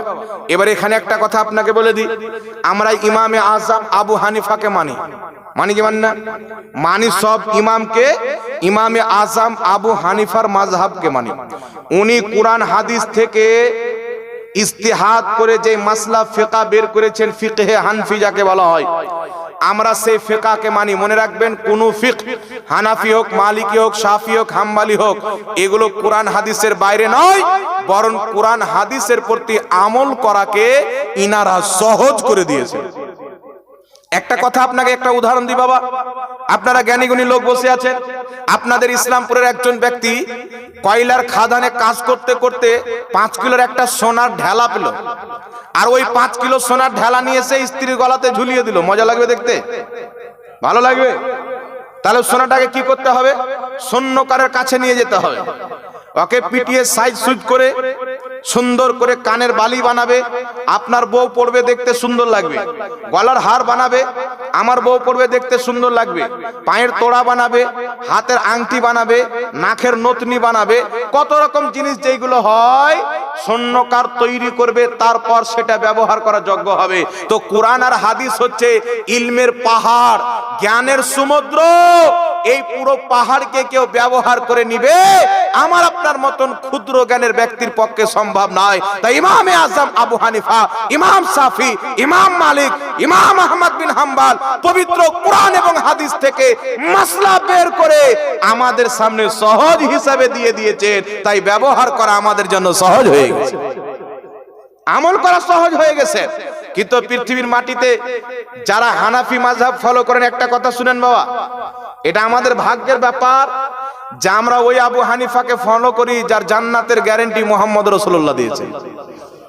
তিরমিজি শরীফ খুলেন, রাসূল পাক সাল্লাল্লাহু আলাইহি সাল্লাম বলছেন, যেই ব্যক্তি আমাকে দেখলো, আমাকে দেখনে ওয়ালাকে দেখলো, তাকে জাহান্নামের আগুন স্পর্শ করতে পারবে না। যে নবী মুস্তাফাকে দেখলো, সাহাবী আর নবী পাকের সাহাবীকে যে দেখলো তাবি, না সাহাবীকে জাহান্নামের আগুন জ্বালাবে না তাবিকে জ্বালাবে। আর ইমামে আজম আবু হানিফা হচ্ছেন তাবি, তো নবী পাকের কথা অনুযায়ী আবু হানিফা হচ্ছে জান্নাতি। তো যেই পথে চলে আবু হানিফা জান্নাতে গিয়েছে, আমরা যদি তিনার পথে চলি তো আমরা জাহান্নামে যাব না, আমরাও জান্নাতে যাব। এখানে একটা কথা লক্ষণীয় আছে বাবা, আপনি রাস্তা চিনেন না, একজন ব্যক্তি মালদা যাবেন, একজন ব্যক্তি যাবে মালদা, তার পিছন ধরে নিলেন ভাই আমিও মালদা যাব, তো ওই লোকটা মালদা যাবে, আপনি কি কলকাতা যাবেন? যার পিছে পিছে যাবেন ওই লোকটা যেদিকে যাবে আপনি তো সেই দিকে যাবেন। আরে বাবা, ড্রাইভার যদি গাড়হাতে নিয়ে যায় তো প্যাসেঞ্জারও গাড়হাতে যাবে, আর ড্রাইভার যদি সিধা নিয়ে যায় আপনাকে মঞ্জিলে তো সিধা মঞ্জিলে যাবেন। ইসলামপুরে চাপলেন বহরমপুরে যাব, ড্রাইভার বাস চালাচ্ছে, 200 প্যাসেঞ্জার চেপে আছেন, ড্রাইভার সুজা বহরমপুর নিয়ে চলে গেল, তো ড্রাইভারও বহরমপুর পৌঁছালো, আপনারাও পৌঁছে গেলেন। আর যদি ড্রাইভার সামনে গিয়ে আপনার ডান দিকে প্যাচ নিয়ে জঙ্গিপুরের দিকে চলে যায়, তাহলে আপনি কি আর বহরমপুর যাবেন? ড্রাইভার যদি জঙ্গিপুরে চলে যায় তো আপনি কি করে এতে যাবেন? বহরমপুর যাবেন। তো ড্রাইভার যেই দিকে যাবে আপনিও সেই দিকে যাবেন। তো আমাদের ইমাম হচ্ছে জান্নাতি, তো আমাদের ইমামের পিছে পিছে চলে আমরা কি করে জাহান্নামী হলাম? ইমাম যখন জান্নাতি, তার পিছে চলনে ওয়ালাও জান্নাতি। আর রাসূল পাক বলছেন সহিহ মুসলিমের হাদিস, যেই ব্যক্তি ইমাম মানা ব্যতীত মারা গেল সেই ব্যক্তির মৃত্যু জামানায় জাহিলিয়াতের বেঈমানের মতন হলো, সে বেঈমান হয়ে মরবে। এই জন্য পৃথিবীর মুসলমান আমরা ইমামে আজম আবু হানিফা মানি, সব ইমামকে ফলো করি আবু হানিফার মাসলাককে। একটু জোরে বলতে হবে সুবহানাল্লাহ। এবার আপনাকে একটা কথা বলি, পৃথিবীর মুসলমান কিছু লোক বর্তমানে বেরিয়েছে বলছে মাযহাব মানার কোনো দরকার নাই। আপনাদের জলঙ্গিতে একটা বিমল দাসের বেটা আছে, দেখেছেন? নাম শুনেছেন? ও বিমল দাসের বেটা খালি মুনাজারের জন্য চ্যালেঞ্জ করে বাংলাদেশ। আর মুনাজারা কি? আমিন আসতে বলতে হবে না, জোরে রাফায়দান করা যাবে কি যাবে না, ফুরুই মাসলাতে। এ গাধা জানে না যে ফুরুই মাসলাতে মুনাজারা হয় না। তোমার বাপ লিখেছে নবী সুপারিশ করতে পারবে না, ময়দানে চলে এসো, তোমার বাপকেও মানিয়ে ছাড়বো মুনাজারা। তোমার বাবা লিখেছে যে আল্লাহ মিথ্যা বলতে পারে, ময়দানে এসো। হিম্মত নাই 10 মিনিট নিজেকে মুসলমান প্রমাণ করতে পারবে না। আর এরা এমন জাত বাবা, আমরা অহংকারের সহিত আলা হযরতের নাম দিই। আমাদের প্রত্যেকটা জালসাতে মাসলাকে আলা হযরতের নারা লাগে, খাজা মঈনুদ্দিন চিশতির নামের নারা লাগে, গওস পাকের নামের নারা লাগে। কেন নারা লাগে ভাই? আমাদেরকে ইয়াকিন আছে যে আমাদের আলা হযরত নবীর বেয়াদবি করেনি, রাসূলের বেয়াদবি করেনি। আমরা কুল্লা বলি মাসলাকে আলা হযরত জিন্দাবাদ। আলা হযরত যেইগুলো মাসলা কোরআন হাদিস দিয়ে লিখেছেন ওই প্রত্যেকটা মাসলাকে এই জন্য জিন্দাবাদ বলি, আমাদেরকে ইয়াকিন আছে যে আমাদের আলা হযরত যেটা লিখেছেন সত্য লিখেছেন। এরা এদের আকাবিরের নাম নিতে পারে না। বলুক ইসমাইল দেহলভি মাসলাক জিন্দাবাদ, বলুক ইবনে তাইমিয়ার মাসলাক জিন্দাবাদ, বলুক আলবানির মাসলাক জিন্দাবাদ। এদের কপাল নয়, এরাও জানে যে আমাদের বাপ দাদা অধিক অংশ মাসলা লিখেছে যেগুলো খ্রিস্টানদের দাওয়া, কোরআন হাদিসের দাওয়া না। আর মানুষকে গুমরা করছে। হাত কোথায় বাঁধবে? আমিন আসতে বলবে না জোরে, কিয়াম করা যাবে কি যাবে না এটা তো মুকদ্দারের ব্যাপার। তুমি নবীর জন্য দাঁড়াবে না তো তোমার নসিবে তো নাই রে বেটা, আবু জেহেলের দিকে চলে যাও তুমি। এটা তো কিসমতের ব্যাপার। এই জন্য আমি বেরাদর ইসলাম এইগুলো নিয়ে আমরা কোনো কথা আজ পর্যন্ত মানুষকে বলিনি কে কিভাবে নামাজ পড়বে। যখন বলেছে যে হানাফিরা জাল তরিকাতে নামাজ পড়ে, তখন আমরা চ্যালেঞ্জ করেছি যে সারা পৃথিবীর কোন আহলে হাদিস যদি বুকের উপরে হাত বানার একটা সহিহ হাদিস দেখায়, ওকে 10 লক্ষ টাকা পুরস্কার দেব। জি, তবে কোন কুকড়া মৌলবি আর ঘরের কোনার মৌলবি নয়। বিমল দাসের বেটা কালকে বলুক যে আমি দেখাবো, 10 লাখ টাকা ব্যাগে নিয়ে চলে যাবার বাড়ি, বলুক। ও বলবে না, জানে যে নাই, আর বলবে আবু দাউদে হাত বানার হাদিস আছে বুকে, সহিহ ইবনে খুজাইমাতে আছে। তো তোমরা যেইগুলো হাদিস নিয়ে বুকে হাত বানা সাব্যস্ত করো, পৃথিবীর একজন ইমাম দেখাও যেই ইমাম বলেছে এইগুলো হাদিস দ্বারা বুকে হাত বানা প্রমাণিত হয়। নচেত আমি দেখাবো যে তোমাদের ঘরের ইমাম ইবনে কাইয়িম বলেছে বুকে হাত বানা মাকরু, ইমাম আহমদ বিন হাম্বল বলেছে বুকে হাত বানা মাকরু, তোমাদের ইমামরাও বলেছে বুকে হাত বেনে নামাজ পড়া এটা হচ্ছে ইহুদিদের তরিকা, আর নাভির নিচে হাত বেনে নামাজ পড়া এটা হচ্ছে মুহাম্মদ রাসূলুল্লাহর তরিকা। তো এগুলো মানুষকে গুমরাহ করার জন্য বলে বাবা। আসল দ্বন্দ্ব হচ্ছে আকীদার। এইগুলো যে আল্লাহ আল্লাহ রসুলের বিয়াদবি করে রেখেছে, আমরা এইগুলোকে সমর্থন করতে পারি না। এই জন্য এদের দলকে আমরা পছন্দ করি না। তাই এইগুলো আকীদার যারা তৈরি করেছে, তাদের তৈরি করা দলের চলনেওয়ালাদেরকে ওয়াহাবি দেওবন্দি বলা হয়। আর খাজা মঈনুদ্দিন চিশতির দেওয়া তরিকাতে চলনেওয়ালাকে, আলা হযরতের দেওয়া তরিকা চলনেওয়ালাকে, গওস পাকের দেওয়া তরিকা চলনেওয়ালাকে, অর্থাৎ কোরআন হাদিস ইজমা কিয়াসের দেওয়া রাস্তায় যারা চলে, তাদেরকে আহলে সুন্নাত ওয়াল জামাত সুন্নি বলা হয়। বলেন সুবহানাল্লাহ। একবার দুরূদ শরীফ পড়েন, আল্লাহুম্মা সাল্লি আলা সাইয়্যিদিনা মাওলানা মুহাম্মদ ওয়া আলা আলি সাইয়্যিদিনা মাওলানা মুহাম্মদ। সাল্লু আলা মুহাম্মাদিন সাল্লু আলা মুহাম্মদ, হরদম ज़बान से निकालो पाक नामी मोहम्मद, हरदम ज़बान से निकालो शफियाना मोहम्मद সাল্লাল্লাহু তাআলা আলা মুহাম্মদ সাল্লাল্লাহু আলাইহি ওয়াসাল্লাম। যাই হোক বিরাদর ইসলাম, আজকে আপনাদের সম্মুখে কয়েকটি কথা বলাকে আমি জরুরি মনে করি। একটি কথা হচ্ছে যে ইমামে আজম আবু হানিফা রাহমাতুল্লাহ আলাইহি উনি মাথার চোখে সাহাবীকে দেখেছেন।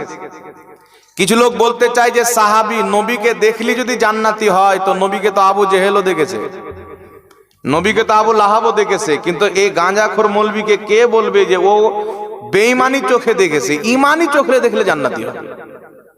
যেই ব্যক্তি ঈমান আনলো, ঈমানের সাথে নবী পাককে দেখলো আর ঈমান নিয়েই ইন্তিকাল করলো, ওই ব্যক্তি নবীকে দেখার কারণে সাহাবী এবং জান্নাতি। আর যেই ব্যক্তি সাহাবীকে দেখলো ঈমানের চোখে মুসলমান হয়ে, আর মুসলমান হয়ে ইন্তিকাল করলো, সেই ব্যক্তি জান্নাতি। আবু জেহেল দেখেছিল তার চোখে মুহাম্মদ ইবনে আব্দুল্লাহ, এটা আব্দুল্লাহর বেটা। আর আবু বকর সিদ্দিক দেখেছিলেন, উমারে ফারুক দেখেছিলেন, ইনি আব্দুল্লাহর বেটা বটে, তবে মুহাম্মদ রাসূলুল্লাহ, ইনি খোদার রাসূল। তো যারা নিজের ঈমানি চোখে দেখেছেন তারা হবে জান্নাতি। তাদের ব্যাপারে রাসূল পাক বলেছেন যে আমাকে দেখলো, আমাকে দেখনে ওয়ালাকে দেখলো, তাদেরকে জাহান্নামের আগুন স্পর্শ করতে পারবে না। তো এখন আমরা আহলে সুন্নাত ওয়াল জামাতের দাবি হচ্ছে ইমামে আজম আবু হানিফা রাহমাতুল্লাহ আলাইহি তিনি নিজের মাথার চোখে সাহাবীকে দেখেছেন। কথা বুঝতে পারছেন কি পারেন না বাবা? উনি সাহাবীকে মাথার চোখে দেখেছেন। আহলে হাদিসদেরও কিছু মৌলবি লিখেছে, আর কিছু মৌলবি তাদের বক্তব্যেও বলেছে যে আবু হানিফা রাহমাতুল্লাহ আলাইহি রাসূল পাক সাল্লাল্লাহু আলাইহি ওয়াসাল্লামের সাহাবীকে মাথার চোখে দেখেছেন। কিন্তু এরা দেখছেন যে আবু হানিফা যদি সাহাবীকে মাথার চোখে দেখে, তো বিরাট একটা আবু হানিফার ফজিলত বয়ান হয়ে যাচ্ছে, মর্যাদা বেড়ে যাচ্ছে। আর এই জন্য মানুষ হানাফি মাযহাবের দিকে চলে যাবে, তো ওয়াহাবি মতে তো আসবে না। তো এক কাজ করো, আবু হানিফা সাহাবীকে দেখেছেন এটাকে মিথ্যা বানাও। তখন বিমল দাসের বেটা বলেন, আর মুচির বেটা বলেন, আর খ্রিস্টানের বেটা বলেন, সব উঠে পড়ে লেগে গেল যে আবু হানিফা সাহাবীকে দেখেনি, আবু হানিফা সাহাবীকে দেখেনি। তবে 700 বছর, 800 বছর, 900 বছর পূর্বের ইমামরা কি বলেছেন? পৃথিবীর মুসলমান ইমাম ইবনে হাজার আসকালানী লিখেছেন, আবু হানিফা রাহমাতুল্লাহ আলাইহি হযরতে আনাস ইবনে মালিক রাদিয়াল্লাহু তাআলা আনহুকে নিজের মাথার চোখে দেখেছেন। জোরে বল সুবহানাল্লাহ। ইমাম যাহাবী রাহমাতুল্লাহ আলাইহি মিজানুল ইতিদাল কিতাবের মধ্যে লিখছেন, ক্বালা আবু হানিফাতা ফারাইতু আনাস ইবনে মালিক। ইমাম আবু হানিফা বলতেছেন যে আমি আনাস ইবনে মালিককে নিজের মাথার চোখে দেখেছি। একটু জোরে বলতে হবে সুবহানাল্লাহ। বড় বড় ইমামরা নিজের কিতাবে লিখেছেন যে আবু হানিফা আনাস ইবনে মালিককে নিজের চোখে দেখেছেন। তাহলে বলেন বাবা, আমরা ইমামদের কথা মানবো না মুচির কথা মানবো? ইমাম মুহাদ্দিসদের কথা মানবো। তাদের মাধ্যম দিয়ে হাদিস পেয়েছি, তাদের মাধ্যম দিয়ে শরীয়তের অনেক ইলম জ্ঞান এসেছে, তাদের কথা মান্যকারীরাই হেদায়েত প্রাপ্ত। আগে চলেন পৃথিবীর মুসলমান আহলে সুন্নাতুল জামাতের আকীদা হচ্ছে বিশ্বাস করে, এটা একটা বিশ্বাস। বিশ্বাসটা কি? যে আল্লাহ তাবারাক ওয়া তাআলাকে স্বপ্নে দেখা সম্ভব। এটা আমরা মানি কি মানি না? আবু হানিফা রাহমাতুল্লাহ আলাইহি একাধিকবার রাসূলে কায়নাত সাল্লাল্লাহু আলাইহি ওয়াসাল্লাম কেও দেখেছেন, আবার আল্লাহ তাবারাক ওয়া তাআলাকেও স্বপ্নতে দেখেছেন। এবার কোরআন পাকে আল্লাহ পাক বলছেন, কোন চোখ আল্লাহকে দেখতে পারে না, তো আবু হানিফা কেমন করে দেখলেন? তো আমি বলতে চাই এটা চোখে দেখা নয়, এটা হচ্ছে অন্তরে দেখা। আর যদি এতই মূর্খ থাকো, নাম আহলে হাদিস রেখে দিয়েছো, হাদিসের জ্ঞান নাই। সুনানে দারে কুতনি পড়ো, স্পষ্ট ভাষায় লেখা আছে আবু বকর সিদ্দিক রাদিয়াল্লাহু তাআলা আনহু বলছে আমি আল্লাহ পাককে স্বপ্নে দেখেছি। জোরে বল সুবহানাল্লাহ। এই জন্য ইমাম ইবনে হাজার আসকালানী বুখারী শরীফের সারা ফাতহুল বারির মধ্যে লিখেছেন আল্লাহকে স্বপ্নে দেখা বৈধ, এই বিষয়ে কোনো আলিমের মতভেদ নাই। ইমাম নববী রাহমাতুল্লাহ আলাইহি শারহে মুসলিমের মধ্যে লিখেছেন আল্লাহ পাককে স্বপ্নে দেখা জায়েজ, এই বিষয়ে কোনো ইমাম মুহাদ্দিসের মতভেদ নাই। ইমাম কাজী আয়াদ রাহমাতুল্লাহ আলাইহি আশ-শিফা কিতাবের মধ্যে লিখেছেন আল্লাহকে স্বপ্নে দেখা সম্ভব, এই বিষয়ে কারোর কোনো মতভেদ নাই। বড় বড় ইমামরা আল্লাহ পাককে স্বপ্নে দেখেছেন। এটা একটা অন্তরের দেখা, চোখে দেখা নয়। চোখে দুনিয়াতে কেউ খোদাকে দেখতে পারে না, তবে স্বপ্নে দেখতে পারে, অন্তরের চোখে দেখতে পারে। এই বিষয়ে কোনো মুহাদ্দিসের মতভেদ নাই। জোরে বলতে হবে সুবহানাল্লাহ। আর একটা চমৎকার কথা বলে দিই, ইবনে তাইমিয়া যারা বলে আবু হানিফা আল্লাহকে দেখেছেন এটা মিথ্যা, তো আমি তাদেরকে বলতে চাই যে আবু হানিফা রাহমাতুল্লাহ আলাইহি আল্লাহকে স্বপ্নে দেখেছেন, এটাকে যদি মিথ্যা বলো তাহলে ইমাম ইবনে হাজার আসকালানীকে মিথ্যা বলো, ইমাম নববী রাহমাতুল্লাহ আলাইহিকে মিথ্যাবাদী বলো, ইমাম কাজী আয়াজকে মিথ্যাবাদী বলো। আর সবচাইতে চমৎকার কথা হচ্ছে সমস্ত লা মাযহাবীদের বড় গুরু ইবনে তাইমিয়া জাহমিয়াদের রদ্দে একটি কিতাব লিখেছে। সেই কিতাবের মধ্যে ইবনে তাইমিয়া লিখছে আল্লাহকে স্বপ্নে দেখা সম্ভব, এটা যে অস্বীকার করবে ও হলো পাগলা গাধা। ইবনে তাইমিয়া বলছে আল্লাহকে স্বপ্নে দেখা সম্ভব, পাগল ছাড়া এটাকে কেউ অস্বীকার করতে পারে না। তো তাদের ফতোয়া অনুযায়ী যারা বলে আবু হানিফা আল্লাহকে স্বপ্নে দেখেছেন এটা ভুল আকীদা, তাদের মৌলবীর ফতোয়া অনুযায়ী এরা চালাক নয়, সুস্থ মস্তিষ্কের ব্যক্তি নয়, এরা হচ্ছে পাগল লোক। ওদের মৌলবী নিজেই পাগল রেখেছেন। তাহলে চিন্তা করেন বাবা, বড় বড় মুহাদ্দিসরা ফয়সালা করে দিয়েছেন, সাহাবীরা বলেছেন আল্লাহকে স্বপ্নে দেখেছি। আর বর্তমানে ওয়াহাবী মতবাদ মানুষকে বুঝাচ্ছে যে আল্লাহকে স্বপ্নে দেখা এটা হলো খারাপ আকীদা। তো যেটা সাহাবী মুহাদ্দিসরা মেনে কিতাবে লিখেছেন ওটা খারাপ আকীদা, আর তোমরা ইহুদির কাছ থেকে যেটা প্রচার করছো ওটা সহি আকীদা। তো সহি আকীদা কোনটা হবে বা? যেটা সাহাবার আকীদা হবে ওটাই তো সহি হবে, মুহাদ্দিসদের আকীদা হবে ওটাই তো সহি হবে। আর আজকে বর্তমানে ইংরেজদের ঝোঁক গ্রহণ করে যারা ইমামে আজম আবু হানিফার ফজিলতকে ঘটার জন্য বলে আল্লাহকে স্বপ্নে দেখা যাবে না, ইবনে তাইমিয়া বলছে ও পাগলা লোক। তো বুঝা গেল ওয়াহাবীদের মৌলবী যেগুলো আছে এরা হলো পাগল। আর পাগলের কাছ থেকে যদি শরীয়ত কোনো ব্যক্তি শিখে জান্নাত যাবে না জাহান্নাম যাবে? বাবা একটু জোরে বলে। তাহলে আমরা কি জান্নাত যেতে চাই না জাহান্নাম যেতে চাই? এই পাগল ছাগলদেরকে বাদ দিতে হবে। আর একটু আগিয়ে চলেন, ইমামে আজম আবু হানিফা রাহমাতুল্লাহ আলাইহি 40 বছর এশার উজুতে ফজরের নামাজ পড়েছেন। দলিল আমি দিচ্ছি আলহামদুলিল্লাহ। এটা নিয়ে বিমল দাসের বেটা অনেক চুলকায় বাড়াচ্ছে যে আবু হানিফা 40 বছর এশার উজুতে ফজরের নামাজ পড়েছেন, এটা হানাফিদের মিথ্যা তৈরি করা ভিত্তিহীন কথা। তবে বিরাদর ইসলাম, হানাফিরা কোনো ভিত্তিহীন কথা বলে না, হানাফিরা ওটাই বলে যেটার দলিল থাকে। কথা বুঝতে পারছেন কি পারেন না বাবা? হানাফিরা ওটাই বলে যেটার দলিল থাকে।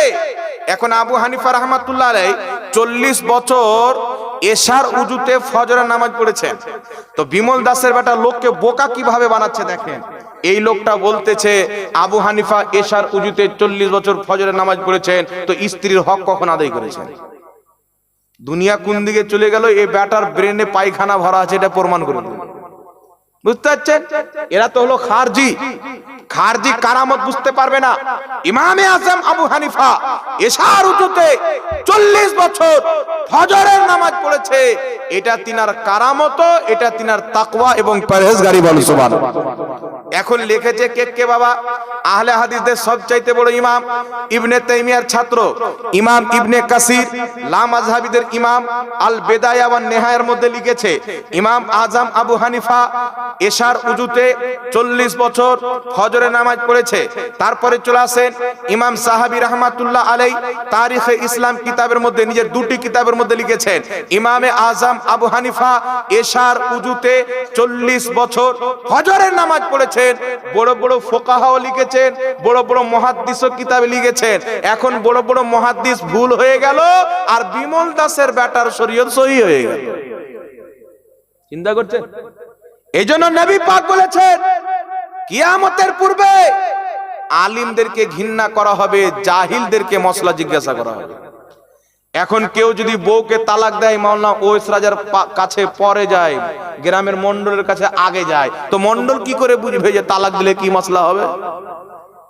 এখন সোশ্যাল মিডিয়াতে জীবনে কোনোদিন মাদ্রাসা যায়নি, 2 পাতা বাংলা বই পড়ে ফতোয়া দিয়ে দেয়। সোশ্যাল মিডিয়াতে কোনোদিন মাদ্রাসায় পড়াশোনা করেনি, ডক্টরি করে, কেউ মাস্টারি করে, কেউ বাংলা পড়ে, কেউ ইংলিশ পড়ে, সোশ্যাল মিডিয়াতে ধর্মের গুরু সাজতে আসছে যাতে আমার ফ্যান ফলোয়ার্স বাড়ে। লেবাসটাও ঠিক করতে পারেনি, খ্রিস্টানদের মতন লেবাস, কখনো প্যান্ট আর শার্ট পরে চায়ের দোকানে গিয়ে চা খেয়ে বেড়ায়। এরা আবার সোশ্যাল মিডিয়াতে এসে বলে হ্যাঁ আমরা সুন্নাত মান্যকারী লোক। আর আকীদা দেখেন তো, আল্লাহই মিথ্যা বলতে পারতো, ও কত মিথ্যা বলবে চিন্তা করেন। জি, যাদের ধর্মে আল্লাহ মিথ্যা বলতে পারে ওদের মৌলবি কত মিথ্যা বলবে আপনারা চিন্তা করেন বাবা। এই জন্য আপনাদেরকে বলতে চাই, পৃথিবীর মুসলমান এই ধরনের জাহিলদের থেকে নিজের ঈমানকে বাঁচিয়ে রাখতে হবে। যারা এদের কথা শুনে নিজের আকীদাকে চেঞ্জ করেছে তাদেরকে তওবা করে আহলে সুন্নাত ওয়াল জামাতে ফিরে আসতে হবে যদি তারা আখিরাতে জান্নাত পেতে চায়। নচেত অন্য দলে গেলে জান্নাত তো দূরের কথা, জান্নাতের খুশবু পর্যন্ত পাবে না। আগে চলেন পৃথিবীর মুসলমান, আমরা বিশ্বাস করি নবী পাক সাল্লাল্লাহু আলাইহি সাল্লাম কিয়ামতে সুপারিশ করবেন, আল্লাহর ওলিরাও সুপারিশ করবে। আমরা বিশ্বাস করি কি করি না বাবা? ওলিয়া উলিয়া সুপারিশ করবে। এইবার এইগুলো মৌলবি মানুষের সামনে প্রচার কি করে যে কিয়ামতের ময়দানে নবীগণ নাফসি নাফসি করবে, তো তোমাদের পীর সাহেব কি করে সুপারিশ করবে? তখন আমাদের সমাজের যুবকরা মনে করে কথা তো ভুল লয় রে, যেখানে নবীগণ নাফসি নাফসি করবেন ওখানে পীর সাহেব কি করে বাঁচাতে পারবে? নবীরা তো বড় পীরের চাইতে, ওলি কি করে বাঁচাতে পারে? হাদিস শোনাবে বুখারী শরীফ থেকে, কিয়ামতের ময়দান হবে সব নাফসি নাফসি করবেন। তো পৃথিবীর মুসলমান দুনিয়াতে যখন আমাদের ছেলে মেয়ের প্রতি বা আমাদের প্রতি কোনো কেস কাটারি হয়ে যায়, তো আমরা তখন কি করি? একটা উকিল খুঁজি বা নেতার বাড়িতে যাই যাতে কেসটা থেকে উদ্ধার পাওয়া যায়, নাকি বলেন? তেমনি ভাবে কিয়ামতের কঠিন ময়দানে জাহান্নামের আযাব থেকে বাঁচার জন্য মুসলমান একটা প্ল্যান করবেন, চলো আমরা ওদের দরবারে যাই যারা বেশি আল্লাহর নিকটবর্তী, যাদের কথা আল্লাহ বেশি শুনবে। তো মুসলমানের আকীদা আল্লাহর সৃষ্টিতে সবচাইতে আল্লাহর নিকটবর্তী হচ্ছে নবীগণ, আম্বিয়াগণ, রাসূলগণ। তো তাদের নিকটে চলে যায়, যাদের দুআ আল্লাহ ফিরিয়ে দেয় না, যাদের প্রত্যেকটা কথা আল্লাহ কবুল করে নেয়। এই আলোচনা করে আহলে সুন্নাত ওয়াল জামাত মুসলমানেরা ছুটবে নবীদের দরবারে। আর এখন যারা বলছেন নবী কিছু উপকার করতে পারে না, এরাও লুঙ্গি তুলে দৌড়বে নবীর দরবারে, ফারিস্তা মারবে হাতুড়া জাহান্নামের। দুনিয়াতে নবীর সুপারিশকে অস্বীকার করে এখন নবীদের দরবারে যাচ্ছ, ভাগো, তোমাদের কপালে নবীর সুপারিশ নাই। সুপারিশ তো তারাই পাবে যারা দুনিয়াতে নবীকে সুপারিশকারী মনে করেছে। তেমন আলা হযরত বলছেন, आज ले उनकी पनाह, आज मदद मांग उनसे, कल ना मानेंगे कियामत को अगर मान गया। আজকে বিশ্বাস করতে হবে, নবীকে সুপারিশকারী মনে করতে হবে, তবে কিয়ামতে সুপারিশ পাবে। আর কিয়ামতে মানলে কোনো কাজে আসবে না। কিয়ামতে ইহুদি মেনে নিবে মুহাম্মাদের দিন সত্য, খ্রিস্টান মেনে নিবে মুহাম্মাদের দিন সত্য, হিন্দু মেনে নিবে মুহাম্মাদের দিন সত্য, শিখ মেনে নিবে মুহাম্মাদের দিন সত্য, পারসি মেনে নিবে মুহাম্মাদের দিন সত্য। আর কিয়ামতে নবী পাককে সুপারিশকারী মনে করবে। আর এটাকে কিয়ামতে বিশ্বাস করা ইহুদিদের চরিত্র, আর দুনিয়াতে নবী মুস্তাফাকে সুপারিশকারী মনে করা এটা আবু বকর সিদ্দিকের আকীদা, উমর ফারুকের আকীদা, বাগদাদের গাউসের আকীদা, আজমিরের খাজা মঈনুদ্দিনের আকীদা। এই জন্য পৃথিবীর মুসলমান সবাই যাবেন কিয়ামতের ময়দানে, আল্লাহু আকবার কবিরা। আদম নবীর দরবারে চলে যাবেন, আদম আলাইহিস সালাম বলবেন ইযহাবু ইলা গায়রি, অন্য কারোর কাছে যাও, এই কাজ আমি করব না। নবীগণ ফিরিয়ে দিবেন। শেষের দিকে সবাই যাবে কোথায়? ঈসা নবীর দরবারে যাবেন। ঈসা আলাইহিস সালামকে বলবেন আপনি মুর্দাকে জিন্দা করতেন, আপনি অসুস্থ ব্যক্তিদেরকে শেফা দান করতেন, অন্ধদের চোখের জ্যোতি ফিরিয়ে দিতেন আল্লাহর হুকুমে। তো আপনি আমাদের সুপারিশ করেন, এত পাওয়ার ক্ষমতা আল্লাহ আপনাকে দান করেছেন। তো হযরত ঈসা আলাইহিস সালাতু ওয়াস সালাম বলবেন, ইদিক উদিক গিয়ে কাজ হবে না। আজ যদি কেউ, আজকে আল্লাহ জব্বার হয়ে আছে, আজ আল্লাহ কাহারিয়াতের দরজাকে খুলে রাহমানিয়াতের প্রতি পর্দা ঢেলে আছে। আজ যদি কেউ আল্লাহ পাককে রাজি করতে পারে, তোমাদের সুপারিশ করতে পারে, তো মুহাম্মদ রাসূলুল্লাহ করতে পারবে। ওই কিয়ামতের মাঠে আমার আপনার নবী বলছেন, বুখারী শরীফের হাদিস, সব মুসলমান ছুটে নবী মুস্তাফার দরবারে যাবেন। আল্লাহর নবীর দরবারে যখন উপস্থিত হবেন, ইয়া রাসূলুল্লাহ, ইয়া হাবিবাল্লাহ, আপনি ছাড়া আর কোনো রাস্তা নাই, আপনি ছাড়া বাঁচার কোনো পথ নাই। আমার আপনার নবী বলবেন, আনা লাহা, এই জন্য তো আমি আছি, আমার নিকটে চলে এসো। পৃথিবীর মুসলমান আলা হযরত বলতেছেন, কি বলতেছেন, ওढ़ कर जब वो नूरी चादर आएंगे सारे महशर का नक्शा बदल जाएगा। আমার নবী মুস্তাফা যখন নুরানি চাদর গায়ে দিয়ে হাসরের ময়দানে চলে আসবেন, পুরো হাসরের নকশাটাই চেঞ্জ হয়ে যাবে। দুঃখিত উম্মতি খুশি হয়ে যাবে। মাথার উপরে সূর্য, জমিন হবে তামার, পিপাসায় কলিজা ফেটে যাবে, মাথার মগজ আপনার শুকিয়ে যাবে। এমনি সমাতে আল্লাহ কুরআন পাকে কি বলেছেন, ইন্না আ'তাইনাকাল কাউসার, নিশ্চয় নবী আমি তোমাকে কাউসার দান করলাম। ওই কিয়ামতের ময়দানে আমার নবী মুস্তাফা নিজের হাতে নিজের উম্মতকে কাউসারের পানি পান করাবে। যেই পানি দুধের চাইতে বেশি সাদা, মধুর চাইতে বেশি মিষ্টি, একবার যে পান করে নিবে, কিয়ামতে দ্বিতীয়বার পিয়াস লাগবে না। পৃথিবীর মুসলমান নবীর হাতে হাউজে কাউসারের পানি কখন পাবেন? যখন আপনি ঈমান নিয়ে কবরে যাবেন, বদ আকীদা থেকে বাঁচবেন, নবীর দুশমনকে দুশমন মনে করবেন, নবীর বেয়াদবকে বেয়াদব মনে করবেন, তখনই কিয়ামতের মাঠে নবী পাকের হাতে হাউজে কাউসারের পানি পাবেন। আল্লাহ নবী মুস্তাফা সাল্লাল্লাহু আলাইহি সাল্লাম বলছেন, আমি কিয়ামতের মাঠে সেজদাতে পড়ে যাব, সেজদাতে পড়ে যাব। নবী পাক কিয়ামতের মাঠে সেজদা করবেন, আমার নবীর একটি সেজদার দাম এত হবে, ওই একটা সেজদাতে নিজের সমস্ত উম্মতকে বক্সে জান্নাতে নিয়ে চলে যাবে। একটু জোরে হবে না সুবহানাল্লাহ? রাসূল পাক সাজদাতে পড়ে আছেন, আল্লাহ পাক ওই সমাতে আমার নবীকে একটা তাসবিহ শিখাবেন, যেই তাসবিহটা রাসূল পাক পাঠ করবেন, আল্লাহ পাক বলবেন, বুখারী শরীফের হাদিস, ইয়া মুহাম্মদ ইরফা রাসাকা, এ মুহাম্মদ মাথা তুলো, তুমি যার শাফাত চাইবে তাকে বক্সে দেওয়া হবে, তুমি যা চাইবে তোমাকে তাই দেওয়া হবে।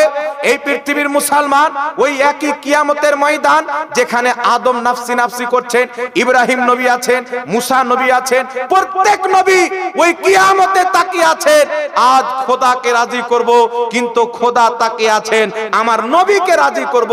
সব নবী বলছেন, খোদা তুমি রাজি হয়ে যাও, আর আমার খোদা বলছেন, মুস্তাফা তুমি যা চাইবে তোমাকে তাই দেওয়া হবে। তাই আলা হযরত বলছেন, খোদা কি রাজা চাহতে हैं तो आलम খোদা চাহতা है রাজায়ে মোহাম্মদ।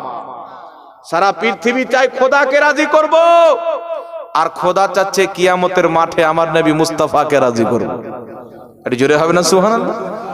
আল্লাহ কুরআন পাকে বলেছেন, ওয়ালা সাউফা ইউতিকা রাব্বুকা ফাতারদা, হে নবী আমি আপনাকে এত দিব, এত দিব, আপনি রাজি হয়ে যাবেন, এত দিব আপনি রাজি হয়ে যাবেন, এত দিব আপনি রাজি হয়ে যাবেন। তো আমার নবী কত নিয়ে রাজি হবেন? আমার নবী সোনা নিবেন না, আমার নবী চাঁদি নিবেন না। পৃথিবীর মুসলমান যদি আমাদেরকে কেউ বলতো আপনি কি নিয়ে রাজি হবেন, যা নিবেন তাই দিব, তো আমরা বলতাম বহরমপুর শহরে 3 তলা বাড়ি, একটা গাড়ি চাই না, কি বলেন? কলকাতায় গাড়ি চাই, যারা বেশি বড় ভিআইপি আছে বলে আমেরিকার ভিসা চাই, বিভিন্ন জিনিস চেয়ে নিতাম। কিন্তু আমার নবীর পায়ের তলাতে কত হাজার দৌলত ঘুরে বেড়ায়। সহিহ বুখারী শরীফের মধ্যে হাদিস আছে, রাসূল পাক বলছেন, ইন্নী মাফাতিহা খাজাইনিল আরদ, জমিনের সমস্ত খাজানার চাবি আল্লাহ আমি নবীর হাতে দিয়ে দিয়েছেন। সুবহানাল্লাহ বলেন। রাসূল পাক সাল্লাল্লাহু আলাইহি সাল্লাম বলছেন, ইয়া আয়েশা তো লাউসিতু লাসারাত মাই জেবালুজ যাহাব, আয়েশা আমি যদি চাই আমার পিছন পিছন সোনার পাহাড় চলবে। নবী উহুদ পাহাড়কে ইশারা করে দিলে সোনায় পরিণত হয়ে যাবে। নবী যদি আপনার সাফা মারওয়াকে ইশারা করলে সোনায় পরিণত হয়ে যাবে। আল্লাহ বলছেন নবী তুমি যা নিবে তোমাকে আমি রাজি করব, এত দিব রাজি করব। তো নবীর কাছে তো গোটা দুনিয়ার খাজানা রয়েছে। চাঁদে নবীর হুকুমত, সূর্যে নবীর হুকুমত, জমিনে নবীর হুকুমত, পাহাড়ে নবীর হুকুমত, জান্নাতেও নবীর হুকুমত। তো নবী পাক কি নিয়ে রাজি হবেন? তো রাসূল পাক বলছেন আমার এক এক করে সব উম্মত জান্নাতে চলে যাবে, আমি মুস্তাফা রাজি হয়ে যাব। আল্লাহ যখন বলবেন হাবিব তুমি যা নিবে তোমাকে তাই দিব, মাথা তুলো, আমার নবী নিজের মাথা তুলবেন। এখন এই হাদিসের প্রথম দিকটা আপনাকে বয়ান করে বলবেন, আদম নবী বলবেন ইজহাবু ইলা গায়রি, অন্য করের কাছে যাও। ইব্রাহিম নবী বলবেন অন্য করের কাছে যাও। তো সব নবী তো নিজের টেনশনে থাকবে, অন্য করের কাছে পাঠিয়ে দিবে। তো বেটা তোমার পীর কি করে বাঁচাবে? বাংলাদেশের একটা কাজ্জাব মৌলবি আছে, বলে না ওর নাম লিলি উজু করতে হবে, এমন ফালতু লোক আছে বাকওয়াস। আমি ওকে কাজ্জাব বলি তো কলকাতা থেকে একটা লোক আমাকে ফোন করে গালি দিচ্ছে। আমি বললাম ভাই গালি দিও না, ভালোভাবে কথা বললে বলো না, আমার সময় নেই। আর গালি তো খুব দেওয়ার ইচ্ছা করে তো হোয়াটসঅ্যাপে পাঠিয়ে দাও, আমি রাতের টাইম পেলে পড়ে নেব, নাকি বলেন? আর রাসূল পাক সাল্লাল্লাহু আলাইহি সাল্লাম বলেছেন কেউ যদি কাউকে গালি দেয়, করে মা তুলে করে বাপ তুলে, তো সেই নিজের মাকে নিজের বাপকে গালি দিল। এখানে আমার উত্তর দেওয়ারও টাইম নাই।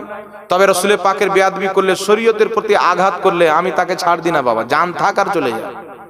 আসামের মাটিতে জালসা করতে গিয়েছি, আমার সাথে আপনাদের মুর্শিদাবাদের এদিকের একটা মাওলানা হেশামউদ্দিন বলে নাম, এই বছরে তার ফরাগাত আছে। সে ছিল আমার ড্রাইভার, ছিল উত্তর দিনাজপুরে একটা লোক ছিল। আমার নাম শুনে ওয়াহাবিরা 200-250 মৌলবি ডেকেছে যে জাহাঙ্গীর আসছে, একাই কাজ হবে না, বেশি করে লোক নিয়ে কমসে কম 2 থেকে 250 মৌলবি চতুর্দিকে আমাকে ঘিরে বসে গেছে। আর আমাকে যেইগুলো বিষয় দিয়েছে প্রত্যেকটা বিষয় হচ্ছে মুনাজারা করা, বুঝতে পারছেন? আমি আল্লাহ পাকের নাম নিয়ে চেপে গেলাম যে আল্লাহ আমরা মাসলাকে আলা হযরতের মাননেওয়ালা, নবী ওলি প্রেমিক, খাজা মঈনুদ্দিন চিশতি, বড় পীর আব্দুল কাদের জিলানী, যত আল্লাহর ওলি এসেছেন সবাইকে আমরা মানি। আর আমার ইয়াকিন আছে যে আমাদের দল হচ্ছে সহি। তো আজকে আমি অন্তর খুলে এখানে তেমনই বক্তব্য দেব যেমন প্রত্যেক স্টেজে দিই। আর যদি আমরা সহি থাকি আলহামদুলিল্লাহ, তো ইনশাআল্লাহ এখান থেকে আমরা জিতে যাব। বক্তব্য তো আল্লাহর নাম নিয়ে চালু করলাম বাবা, সব জায়গাতে খুব টেনে হিঁচড়ে 2 ঘন্টা বক্তব্য দিই, ওখানে 3 ঘন্টার চাইতে কিছুটা বেশি বক্তব্য দিলাম। সব বসে আছে। একটা মাসলা যদি বয়ান করি, আমি 2 থেকে 3টা কিতাবের নাম বলে দিলাম, হয়ে গেল। সেই দিন 10টা-12টা করে কিতাবের রেফারেন্স দিয়ে বক্তব্য দিচ্ছি। সব মৌলবি বসে আছে, দেখছেন না? কাজ তো হবে না, কেটে কেটে সাইডে সব মোটামুটি 20-25টা থাকলো, বাকি সব রাস্তাতে দাঁড়িয়ে গেল। তো আমি বললাম যে আমরা গাঁজা খেয়ে বক্তব্য দিই না, ডাব চুরি করে বক্তব্য দিই না, মাদ্রাসায় পড়াশোনা করে এসে বক্তব্য দিই। আমরা চুরি করে খাইনি আলহামদুলিল্লাহ, হালাল টাকা খেয়ে পড়াশোনা করে বক্তব্য দিচ্ছি। তো গালি দিচ্ছে, ফোন করে আমি যে কি বলছে ভাই বলো তো, বলছে যে আপনি আমাদের এত বড় শেখ আব্দুর রাজ্জাক, একে আপনি কাজ্জাব বিন ইহুদি কেন বলেন? তো আমি বললাম ভাই কাজ্জাব কাকে বলে? বলে কাজ্জাব মিথ্যুককে বলে, যে ব্যক্তি মিথ্যা বলে তাকে বলা হয় কাজ্জাব। তা আমি বললাম সেই লোকটা বলেছে নবীর মুখে গন্ধ ছিল। আর বুখারী শরীফের হাদিসে আছে সাহাবায়ে কেরাম বলছেন নবী পাকের মুখ দিয়ে এমন একটা সুগন্ধি বের হতো, পৃথিবীর কোনো মুস্ক আম্বারেও সুগন্ধি ছিল না। তাহলে এটা নবী পাকের নামে মিথ্যাচার করলো। আর তুমি যদি বলো ঠিক বলেছে, তো হাদিসটা দাও। দ্বিতীয় নাম্বার বলেছে কিয়ামতের ময়দানে নবী মুস্তাফা নিজেই ফেল করে তাকিয়ে থাকবে, আমার নেকির পাল্লা ভারী হচ্ছে না গুনার পাল্লা ভারী হচ্ছে। আমরা এই হাদিসটা কোথায় আছে এটাও দাও, নবীর কোনটা গুনাহ ছিল এটাও দাও। তারপর বলেছেন আয়েশা তুমি যে আমার স্ত্রী, কিয়ামতে আমি এটাই চিনতে পারবো না। তো উনি নিজের স্ত্রীকে চিনতে পারবে না, নিজেই টেনশনে থাকবে, তো আপনাকে বাঁচাবে কি করে? এত বড় কুফরি কথা বলার পর আমাদেরকে বলছে বিদাতি, আর 14 গোষ্ঠী বিদাতে ভরা আছে। চিন্তা করছেন? একদিন এই নিয়ে বসে যাও বেটা যে বিদাতি কে, এই বিষয় নিয়ে চলে এসো ময়দানে, ন্যাংটা করে প্রমাণ করে দেবো যে বিদাতিকে দেখিয়ে দেবো ইনশাআল্লাহ। আর কিয়ামত পর্যন্ত এটা দেখাতে হবে না, একবারই কাজ সারা হয়ে যাবে। তা আমি বললাম এই 3টি কথা, আরো শত শত কথা তার আছে। এই 3টি কথা কোন হাদিসে আছে দেখাও, যদি দেখাতে না পারো সে নবীর নামে মিথ্যাচার করেছে। আর রাসূল পাক বুখারীর হাদিসে বলেছেন, যেই ব্যক্তি আমার নামে মিথ্যাচার করবে সে নিজের ঠিকানা জাহান্নাম বানিয়ে নিল। তো নবীর নামে যে মিথ্যাচার করবে, মিথ্যা বলনেওয়ালাকে কাজ্জাব বলা হয়। আর নবীর নাম দিয়ে যে মিথ্যাচার করবে ওকে তো কাজ্জাবিন ইহুদি বলতেই হবে। মুসলমানের বাচ্চা তো নবীর বেয়াদবি করতে পারে না, নিশ্চয়ই খ্রিস্টান বা ইহুদির বাচ্চা হবে, তবেই তো নবীর মুখে গন্ধের কথা বলেছে, নবীর শাফাতকে অস্বীকার করেছে। আরে পৃথিবীর মুসলমান, আদম নবী ফিরিয়ে দিবেন, ইব্রাহিম নবী ফিরিয়ে দিবেন, ওই মোল্লা বলছেন নবীগণ নাফসি নাফসি করবেন, তোমার পীর কি করে বাঁচাতে পারে? কিন্তু পৃথিবীর মুসলমান ওই কিয়ামতের মাঠে আদম ফিরিয়ে দিবেন, ইব্রাহিম ফিরিয়ে দিবেন। কেন ফিরিয়ে দিবেন? আল্লাহ ওই কিয়ামতের ময়দানে সর্বপ্রথম সুপারিশ করার অধিকার মুহাম্মদ রাসূলুল্লাহকে দিয়ে জানিয়ে দিবেন, আগে আমার নবীর সুপারিশ চালু হবে, পরে আদম ও ইব্রাহিমের সুপারিশ চালু হবে। নবী মুস্তাফা সুপারিশ চালু করবেন, তারপরে প্রত্যেক নবী সুপারিশ করবেন, প্রত্যেক সাহাবী সুপারিশ করবেন, প্রত্যেক তাবী সুপারিশ করবেন। আর আমি আপনাকে একটা সহিহ হাদিস দিয়ে দিচ্ছি, বুখারী শরীফের মধ্যে রয়েছে, নাসাই শরীফের মধ্যে রয়েছে ভিন্ন ভিন্ন শব্দে। হাদিসটি নাসাই শরীফের হাদিস নাম্বার 5013, খুলে দেখে নেবেন। বুখারী শরীফেও হাদিসটি রয়েছে। রাসূল পাক বলছেন, কিয়ামতের ময়দানে আল্লাহর কিছু এমন পরহেজগার বান্দা হবে, নেক বান্দা হবে, যাদেরকে আমরা ওলি বলি, গস বলি, কুতুব বলি, আবদাল বলি। রাসূল পাক বলছেন এদেরকে আল্লাহ জান্নাত দিবেন। তো এরা যেতে যেতে দাঁড়িয়ে যাবে, জান্নাত যাবে না। তো আল্লাহ বলবেন, তোমাদের সাথে যে ওয়াদা করেছিলাম, কোরআন পাকে আল্লাহ বলছেন, লাহুমুল বুশরা ফিল হায়াতি দুনিয়া ওয়া ফিল আখিরা, দুনিয়া আখিরাতে তোমাদের জন্য সুসংবাদ।